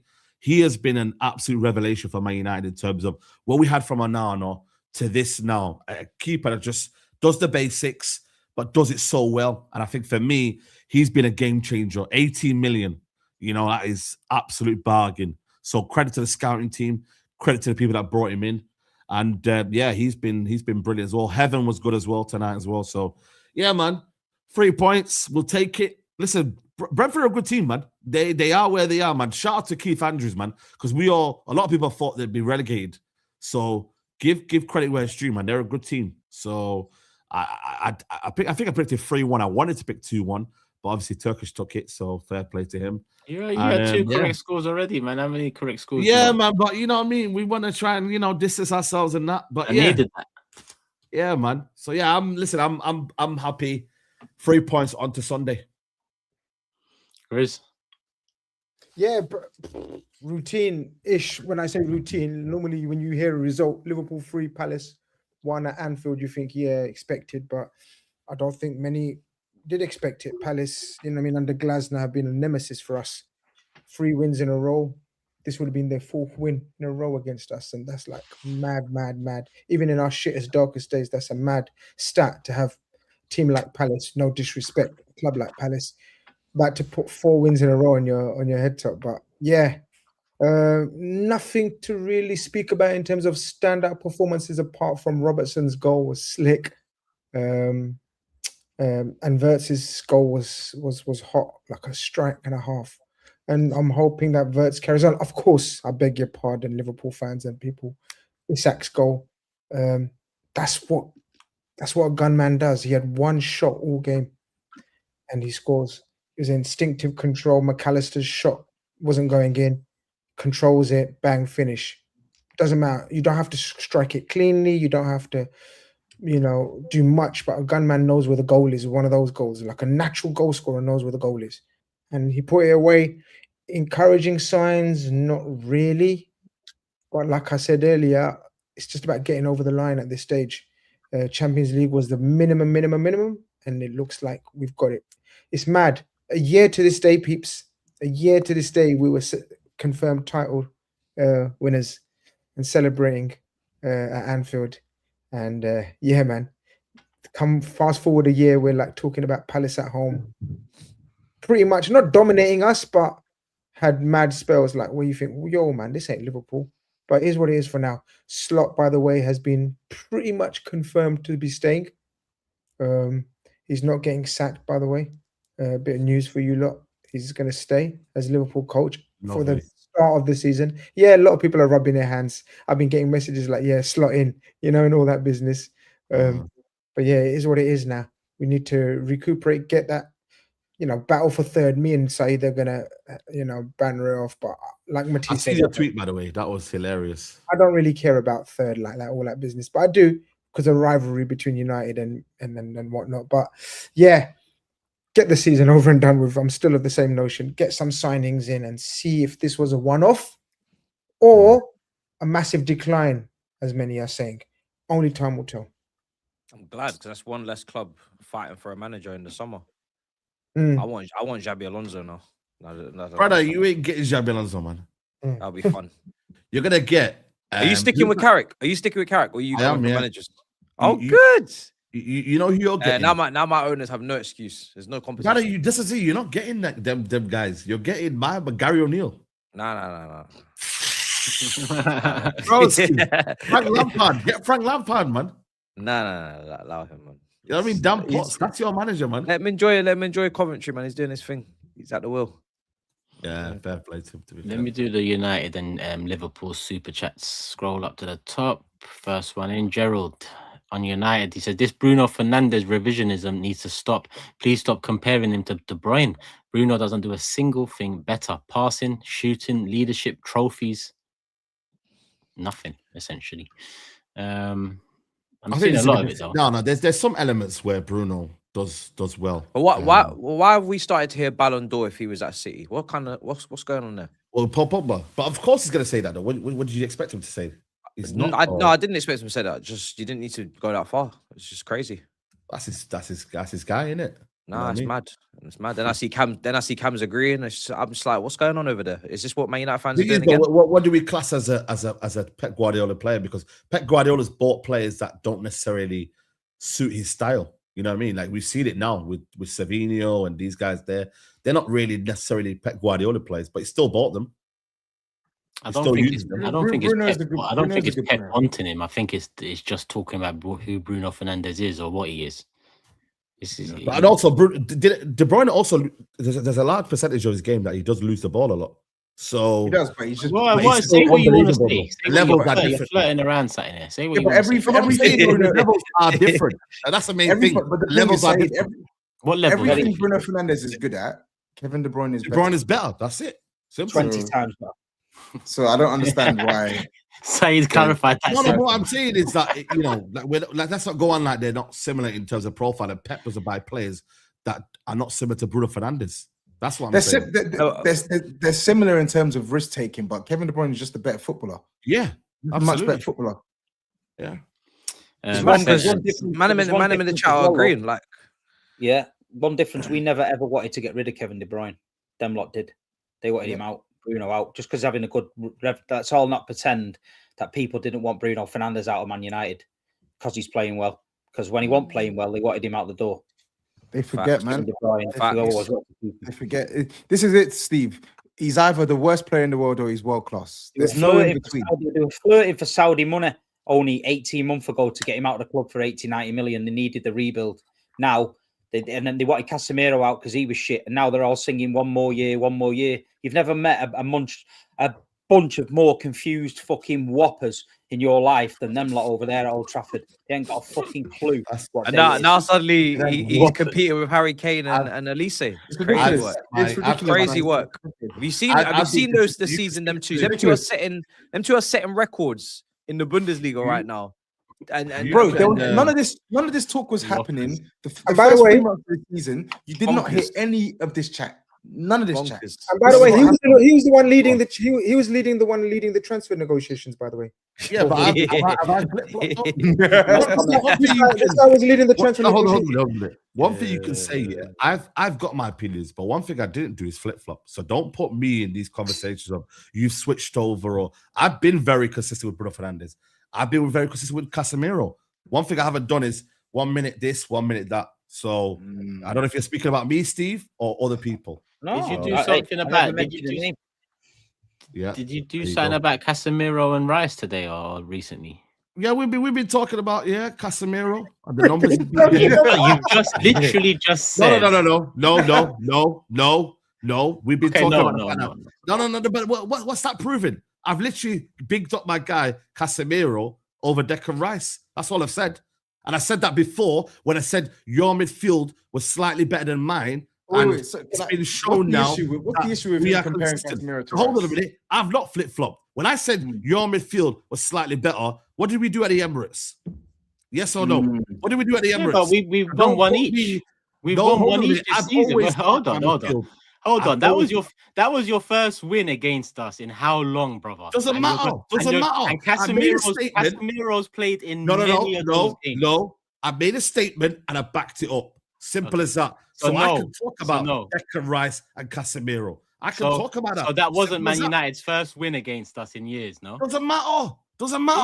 I said you referenced that win, though. You just referenced that one win, and I'm saying, what about the rest? And you're saying the rest doesn't matter. That one win matters. No, I'm not saying no.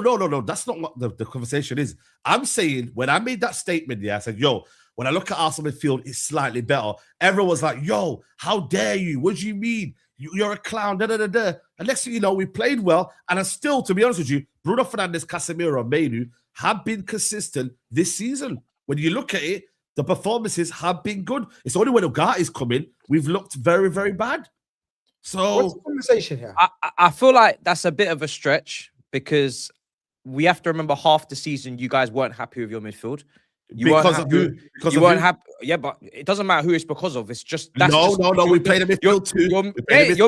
Your midfield was set up wrong. I agree. I didn't like Bruno in the pivot, but the fact of the matter is Bruno did play in the pivot, and you didn't like it. You didn't like the balance. So you can't now say that you half the season you found the balance. So now the whole season they've been playing well. That doesn't make any sense. No. The thing is, you got to remember, Manu certainly hasn't been good the whole season. He's not played the whole season. So exactly. How can he be good the whole season? He's not played. No, we're talking about since Carrick come in.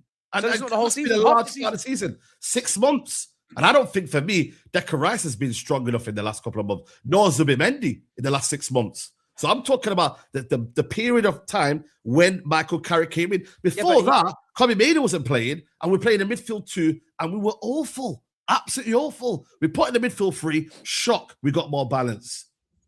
Simple. What's the chat here? What we chatting? So he's been. I don't know if it's deep. We're just having a conversation. Yeah. He's had a great half season. A lot of players have had a good half season. I agree. Yeah, a lot of players. No one's had a good full season. No one's had a really very few.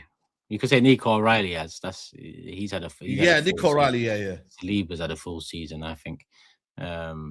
Full seasons this season, if we're talking big 6 players, it's a stretch. Connor says if Kobe was at Forest Palace, he'd be the midfielder everyone wants to spend 100 million on. This kid is special and is getting better. New deal agreed too. He's a good player, Kobe Manu. But how do you do? That's why Steve off. Steve, do you think 100 million's a stretch though? Yeah, he's definitely not worth 100 M's. That's ludicrous. Steve, do you think Bernardo Silva deserves Player of the Year over Bruno? Yeah, if he wins, if we win the Premier League and the FA Cup, what question is that? Treble, then 100%.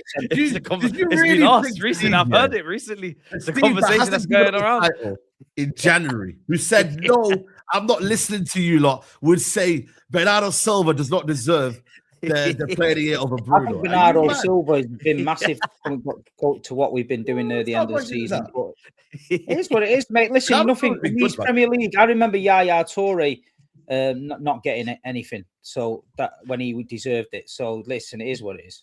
Yeah. If Bruno wins Player of the Year, or the Player of the Year award, is he the worst player to win it in the Premier League era? Brother, no, what? That's shocking. I can't remember all the. Question is this? No, that's. Then we can talk about the title being the worst title.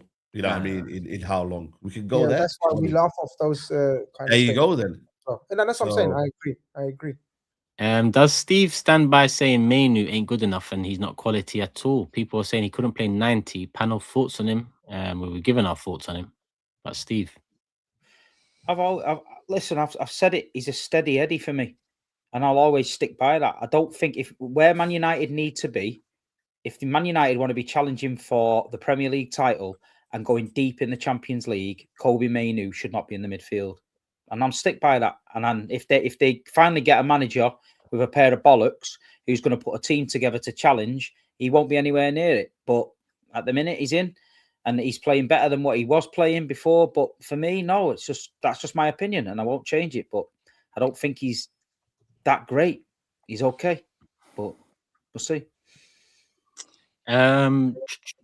Where are we? Don says Ahmad plays like he's playing barefoot. Big man ting. Youngest 23-year-old I know. That's quite funny. I ain't listening to Don when he's talking about. Is that Chelsea Don? Chelsea Don, man. He personally texted me and TOBS to cook Ahmad today. Personally. Yeah, he did. I swear. One that's begging United to win tonight. He phoned me at half time begging United. Speaking of barefoot, have you not seen the photo that's doing the rounds of Noni Madueke's shooting tech? Have you seen that photo that's doing the rounds? You haven't seen it? I'll send it to you on WhatsApp. I'll send it to me. Mark says Michael Carrick, no patterns of play, no structure in possession, but hey, Carrick is the man. This is literally Ole ball. Next season is long. Are they going to keep him? Is that the gender? Is that people? I hope we keep him. But I don't know. Did we not say this when he was appointed that he would go on a run, you do well, and you're going to fall in the Ole Gunnar Solskjaer trap and keep? It's not the Ole Gunnar Solskjaer trap though. It is. He brought the feel-good factor back, but you're only playing one game a week. He's not got to think about contract renewals. He's not got to think about bigger squads. He's not got to think about the Champions League. He's not got to do any of that. He had to come back, get Man United playing. He's done that. I don't think he's qualified enough to be Man United manager for me. Yeah, Ten Hag wasn't qualified. Amorim wasn't qualified. No, look how it ended. Look at Amorim. Remember Amorim coming in? Will City ever win again? All these mad shit. He got done. I don't think Carrick. I think Carrick is what you think though. For me though, I'm not concentrating on managers anymore. I think for me, it could be Nagelsmann. Bring Nagelsmann in. Bring Iraola in. Bring Luis Enrique in. Bring any manager you want to Manchester United. For me, that's not what the issue is. It's recruitment. So my focus is on bring a world-class team and then the manager secondary. That's where my focus is. So I'm just keeping Carrick for continuity because of what we have right now, the summer, for me, the fact that we've got a small window in terms of the World Cup, etc. I'm just purely based on continuity. If Carrick doesn't work in a year, I think it's easier to move on. That's the thing. We've been here before. How many managers come in, but the squad has not been good enough. Another year down the road, though. It's another year down the road, man. But for me, if we focus on the squad, though, the manager's secondary. But if we focus on the manager, then says, you know what, you've got to get the best out of this team. Because your record of recruitment over the last 15 years has been terrible. Say that again? Well, there you go then. So why do you think I'm saying United over 15 years has been terrible? There you go then. So that's why I'm stressing Man United to build a proper squad that can compete in all fronts next season rather than focus on the manager and try to, you know what I mean, try to get the best out of players, which we know aren't good enough on the whole. So simple as that. We'll see. I just didn't think they'd. I remember we had the conversation. I remember it. We said don't fall for it if he goes on a run. It's not that I'm falling for it. I just think for me, I could fall for Nagelsmann. I get it. I've been there myself. When you're in the stadium and you're enjoying your football and you're winning and the crowd's good and you're coming away and you feel good. You don't want that. You don't want that uncertainty of it ending. I get it. I do get it. But I just think they need somebody at the club who's ruthless to take a step back and go, no. We've been in this direction before. We know he's done a great job. We thank him for it, but we're not having it. We're going in this direction. But we'll see. Yeah, but the thing is, I struggle to see anyone else that would have stepped in and done a better job than Carrick in this situation. Yeah, you got to give him his credit, man. Yeah, from where they were. I'm not saying he's not. I think he's done a fantastic job. But what I'm saying is, it's a lot easier to come in with the feel-good factor and do a job when you've got one game a week. Really. You're not thinking about the future. 100% not thinking about the future. No, but the thing is, though, he's still got to do a job. He's still got to win games. He's gone to, hold on a second. He's gone to Man City at home, 1. Arsenal away, 1. Aston Villa. He's not easy. If it was an easy running, I'd hear you, Steve. I'd be like, you know what? Fair enough. Easy running. I get it. Ten Hag beat us in a cup final. You know what I mean? Yeah, I get that. I get that. But then Ten Hag has got pedigree. You know, you could argue that, you know what? You can expect a tactical performance from Ten Hag. But Carrick, what I'm saying is, would you give Michael Carrick 400 million to spend at Man United? We're not doing that. We're not buying for Michael Carrick, though. We're buying for the team. Then the manager. Who's picking them players? What do you mean? Who's buying the players? And if Carrick's not buying them, no, the director of football, Jason Wilcox, the guy Vivell. There's recruitment. The reason why we got Le Mans. If you've looked at it, Le Mans has been a good signing for Manchester United. We brought him in. We brought in Prem-proven players in Mbeumo and Cunha. Okay, cool. Mbeumo's fell off, but Cunha has been showing a lot this season. So as much as we can say, yeah, they're buying for the manager, they've got to buy for the squad. That's the difference now. We have to buy for the squad. And then the manager comes in and works with that. Say that again? The manager's got to want. Yeah, the manager, obviously they're going to have a dialogue between them, but the majority of the signing has to be squad driven. It has to be about the squad and how they can work together. So, and they've kind of done that. When you look at it, we haven't bought duds apart from Ugarte, and maybe Xerxes hasn't shown what he's capable of, but the rest of them have been smart signings for me. So you just have to build on that, get the players in like Chouameni, Belebo, Tonali. If you go get them players, are you telling me that United don't look better for it? I'm sorry, you do. But if you go by the Anthony's of them, can you realistically see that? I think we can. I think if United go and do what they need to do and go in early, we can do it.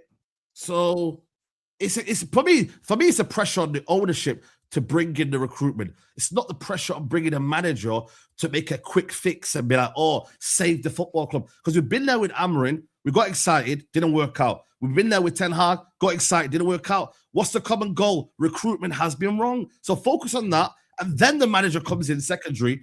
And then if he can sort it out and add a little bit of blend to it, then cool. And then you just keep changing it as you go along. If it's not him, it could be Nagelsmann, it could be someone else. But nobody can tell me on here that the manager. Say that again. The common goal is to stop getting excited. No, I'm going to get excited. The new season comes in, I'm excited. And then when I get told, you know what I mean, relax, and Grimsby comes along, then shit happens, innit? You know what I mean? Saeed, but new season, I'm there. How do you spend 300 upwards of million? Yeah. And you don't know what manager you're recruiting for, or you're saying the manager's irrelevant. You just sign them. No, I didn't say manager's irrelevant. Yeah, but that's basically what it is. Because then, if Carrick does need to be moved on because he's not good enough, for me, stick or twist. Either you're going with Carrick or you're not. Because if you spend all the money and then a new manager comes in and you spent 300 million on players, and the manager turns around, you don't even know who this manager could be. Turns around and says, nah, these players that you signed a year ago, they're not really for me. What are you gonna do? For me, why can't you do both? If you got Christopher Vivell, he's got a track record at RB Leipzig. Yeah. Why is Nagelsmann not in line with I'm not saying the sporting director? They both worked with each other before. Yeah. Why not just do both? Why not get the manager and the players at the same time? It could be. It could be. Now, I'm not saying that might not happen. And I'd be supporting Nagelsmann the way I support Michael Carrick. You feel me? When he comes into the job. But I just think for me, if you look at Campos at PSG, he's bought directly for the team, bro. Yes, Luis Enrique is there, but you look at the players that they brought in, Kvaratskhelia, Mendes, Vitinha. Like, as much as a manager would want them, they're befitting of the team, bro. They will slot into that team and make any manager happy, bro. So that's what it comes down to. Build a team, and then the manager could come in and then work his style, because then it makes it easier for the manager, knowing that he's got good players in that, you know, that don't need micromanaging, that don't need a lot of help. They just go in and slot in, and then you sprinkle a bit of tactical nous when you need to. So it can work both ways, man. Let me get back to the super chats. Vegeta says, as a United fan, Saeed's on fraud watch. He wanted Bruno out, but gasses Ahmad, and he still don't put respect on him. And Just Waffling adds, need 7-8 players in at United to be serious next year. Ineos still on fraud watch. Not sure they fought much further than this interim period. Probably not. There was a Romano report before we signed Bruno that City were in talks to sign him. Apparently, it was close. Let me get the Man United and Liverpool ones in quickly. Sorry. Where are we? I'm not falling for this Carrick hype. I've seen his flaws, structure, late subs. I want Iraola. This football club don't move me. I don't want to do Ole again, says HTD. And then this one literally says the opposite, saying Saeed's brainwashed, and talking about Rant's the kind of guy who'd still say Bruno is trash even if he scored 20 goals, 20 assists. Those last two super chats pretty much show you both sides of the fence. Saeed never learns. The warning signs with Carrick are right there. That one's from IDK. And this one says, where are we?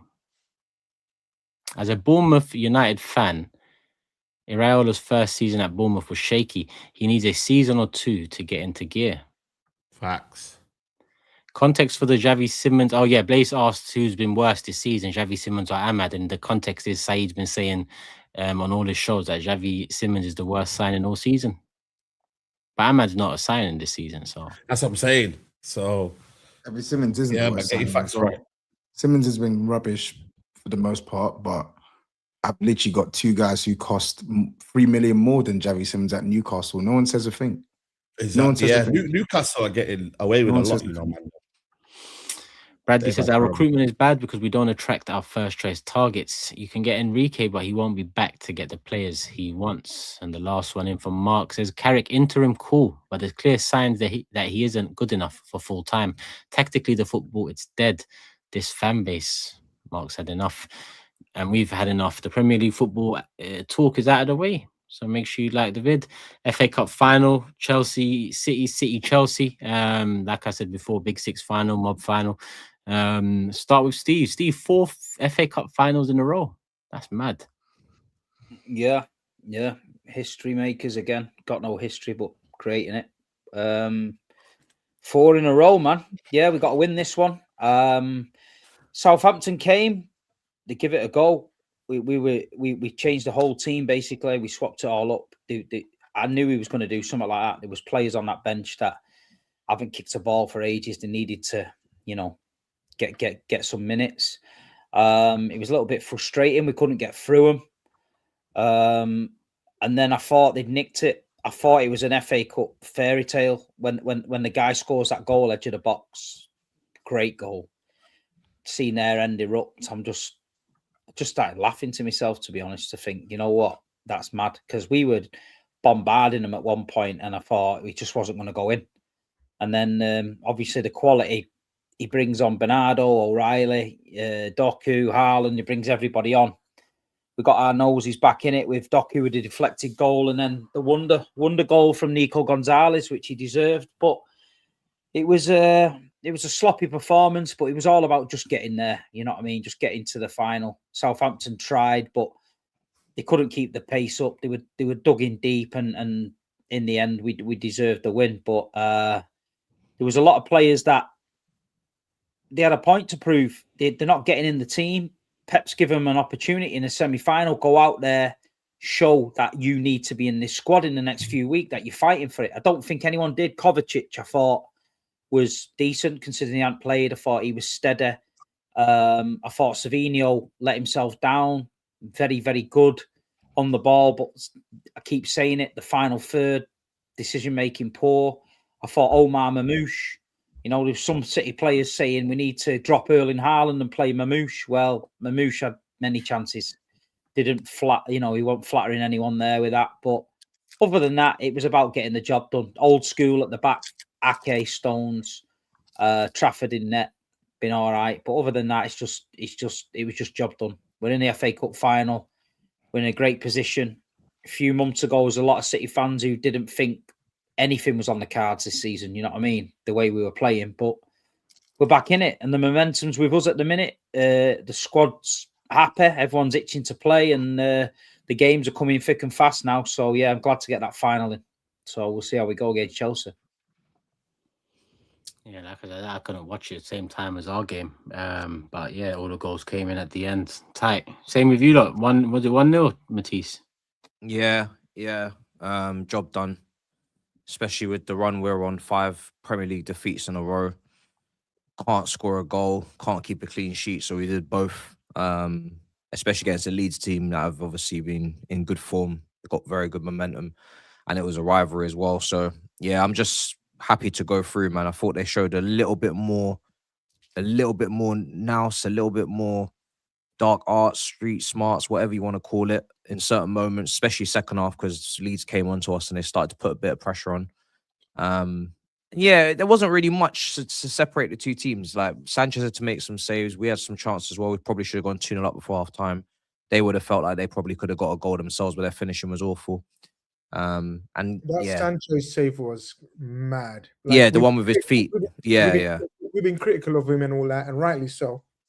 But that was a match-winning save. It's just no irony that as soon as the manager dips, he's back, because the way that he was forcing him to play out from the back, and he took him out for the first leg against PSG and completely ruined all the momentum in goal as well that he created at the first half of the season. And as soon as he leaves, he's there doing the long kicks, which João Pedro's hold-up play was exceptional. For me, player of the season for us, for sure. And Enzo, another massive goal. And he's been scoring a lot of goals this season, and he's scoring goals last season as well. So, yeah, he's made massive marks this season at times. Obviously scored at the Etihad as well, late equaliser. So Callum just kept it simple. But yeah, obviously there's no chance that I'm gonna want him as a manager next season. So don't even ask.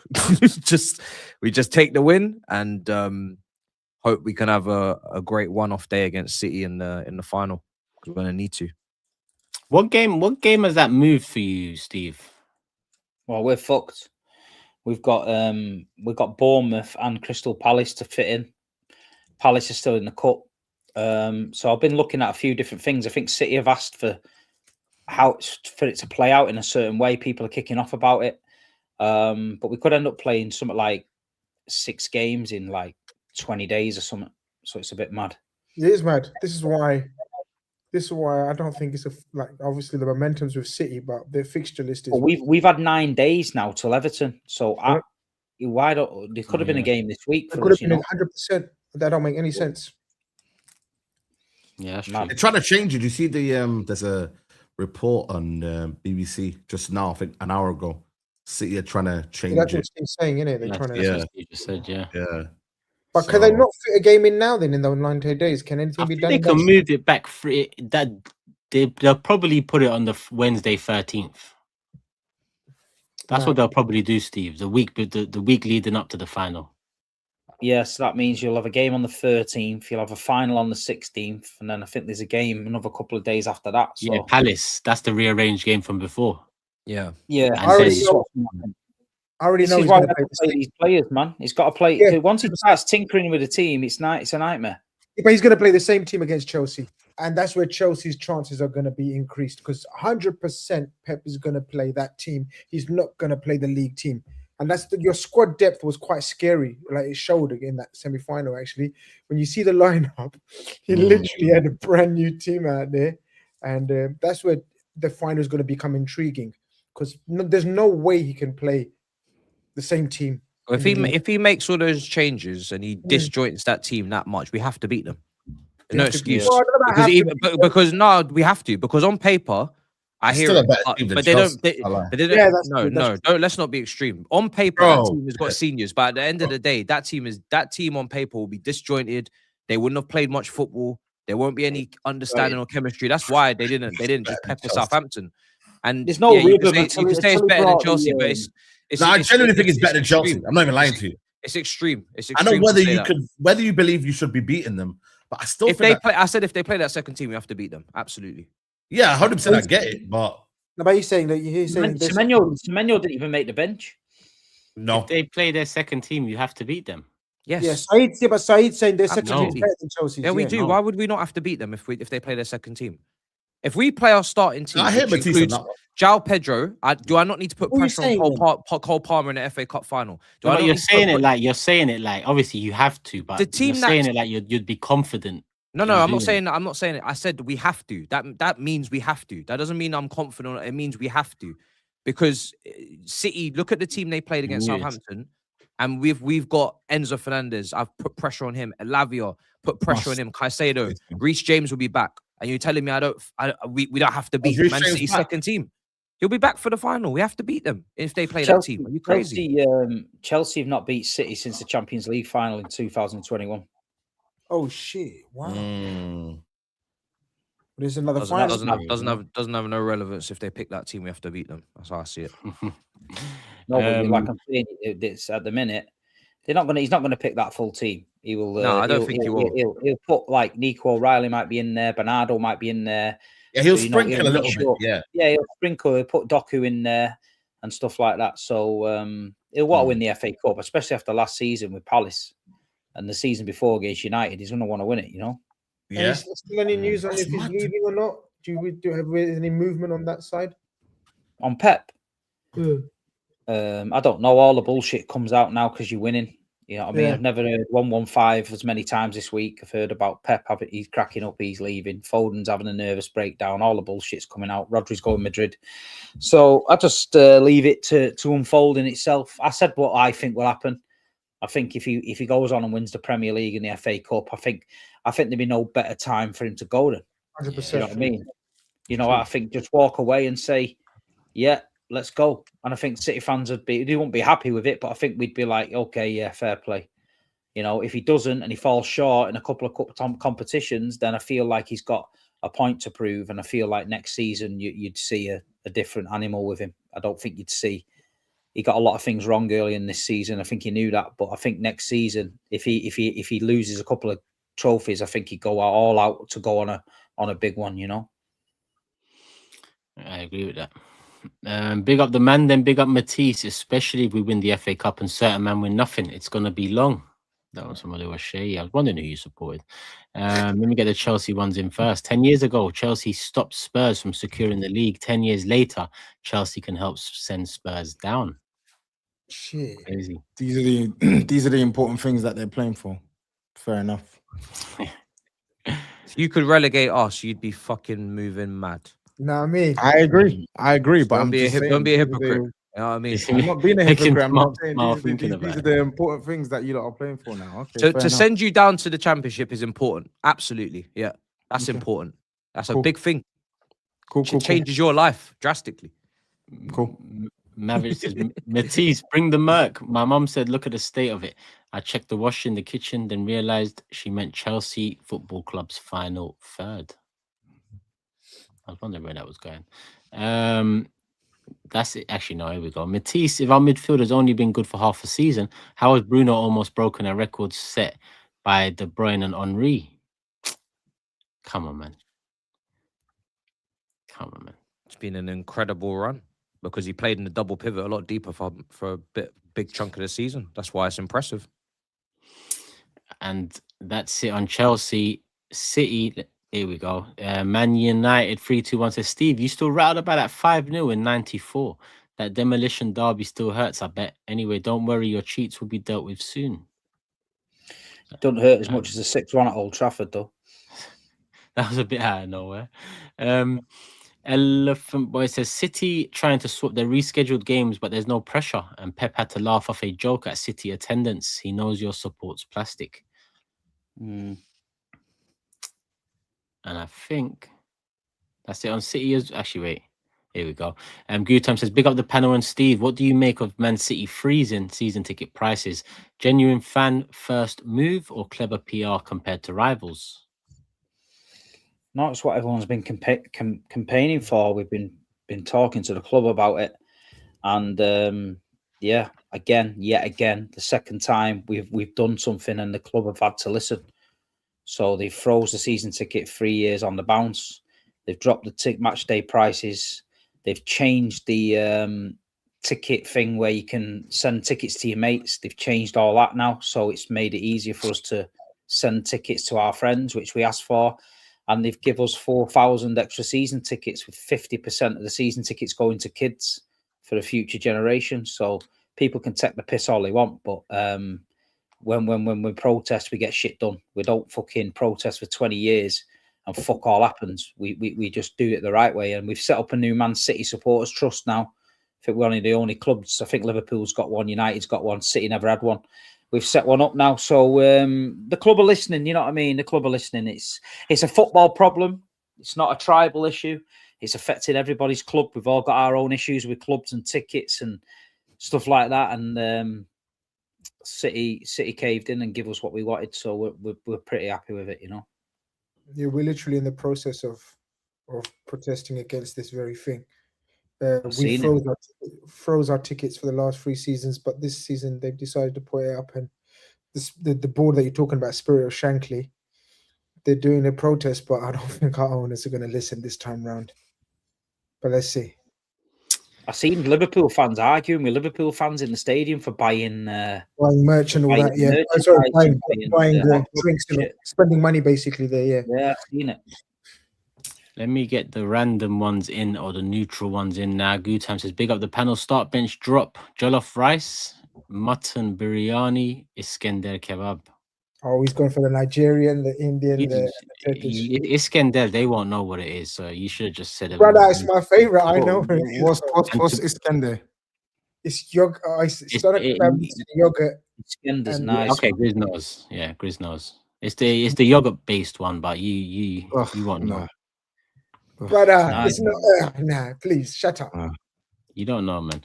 It's and jollof is the you have to add the stew to that to make it comparable to biryani. No, you don't. No, you don't. Jollof is fun. Jollof is fantastic. No. Jollof is beautiful, but it is not a okay. It can be eaten as a meal. Don't get it twisted. I've done it many times, yeah, but it's not a meal. Biryani is rice and meat. You're saying it needs protein, like a stew or like a protein. Yeah, that's all I'm saying. That's all I'm saying. Before you lose it. Fine. Yeah, just like the forbidden fruit, Spurs are getting punished for taking something they shouldn't have touched, a European trophy. Oh shit! Genuinely, we're cursed. That is like that is the poison chalice. Honestly. Best show on YouTube, hands down, says Fairs. Turkish, look into Edgewalk at CN Tower for a forfeit. This city's class in the summer, but Tobes, pray that we don't get that title. Arsenal fans everywhere you go here. So Edgewalk, yeah, Edgewalk. Oh, is this Ferris the brother that messaged me on X? Let me know if you are. Must be. Did he message you about Canada, Toronto? Yeah. Yeah, it must be. Someone messaged me about a baseball game or something. Yeah. Yeah.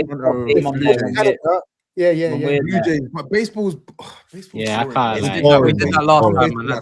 We're for World Cup, like. Baseball we've done it, man. We've done the baseball thing, man. Yeah, but he said they do $1 hot dogs, and he wanted to see how many Toby could eat. That's what the message I got. I don't like hot dogs, so boy. You definitely do like sausage. What a task. No, I don't. I don't like hot dogs. Nico O'Reilly bullying Chelsea's midfield to headers again is going to be a funny sight to see, especially that Santos brother had him in a spliff. That was from C to A. That last game against Barca was Atleti's first ever Champions League home loss in the knockout stage with Simeone. It's cliche, but a draw is a good result. It is. I think a draw is a good result. I can't defend subject 49. Other than that, what's the difference between Chelsea and PSG's transfer strategy? No difference between Hato and Doué. Scouts have to do better rather than the thinking behind it. Calling him Subject 49 is so foul, man. Have you seen that song?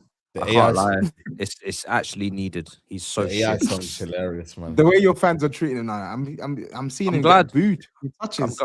Like everybody has to draw a line, but at the same time, he's that bad and that shit that we do need to make it clear that he needs to leave this summer. Like we can't be out here doing what Man United fans did and mollycoddling this guy. He's so shit. Like it's not funny. What you've sold us is a genuine net negative to the team. It's like playing with 10 men. I'm done. Said it in the summer. It's called payback. This is worse than payback, brother. This is mad. Nah, man. Big up as well. Way said, big up the panel. Currently top of the Big Six at Prediction League. Was wondering if there are any prizes for winning it. Love for the love. There is a prize for winning it. There is. Didn't I say at the beginning of the season? I'm sure I said at the beginning of the season. I even need to remind myself what the prize is. But I'll go through the videos. I'll find out. Big up though. I mean, game week 34, being top of the league, and you've been forget just a member for the last 8 months. You've been part of the community for a long time. So big up on that one. I'll definitely look into it and get that one clarified by next Monday's show. Ramirez with the last one of the night. Some of your audience need to read a book. Miss me with all that negative shit. Your football knowledge is too strong, too good, entertaining. I don't know, but it's a good super chat. Love Ramirez, appreciate that. We'll end with that one, people. Reminder: Refund Club. Take your 60 seconds out now. Check. You might be due something, and you won't know what you're due unless you go check it. So scan the QR code, click the link, and individual channel links. Steve, SAEED, GRIZZ, TOBS, and Matisse, all in the description below. Mine included there. So make sure you go show some love to the individual channels, and we'll be back on Thursday, I think at 9 p.m. Decent time, around 9 p.m. Subscribe, notification bell on, and you'll know exactly when. But love for the love, people. That's no prediction table. Here's how it looks. Oh, sugar. SAEED got 2 correct scores, and I caught up with the Man United one today. Otherwise, it was looking bleak. So for audio listeners, SAEED's top 16 correct scores, 105 points. I've got 16 correct scores, 104 points in second. Steve third, 90 points. Matisse fourth, 89 points with 12 correct scores. He's just above GRIZZ on 8 correct scores and 89 points too. And Tobes far off, 65 points, 12 correct scores. Not looking good. It's over, guys. But yeah. Nice. I like it. We move. Pleasure as always. Community panel, love for the love. We'll be back when we're back. Make sure you're there. Peace. We're out.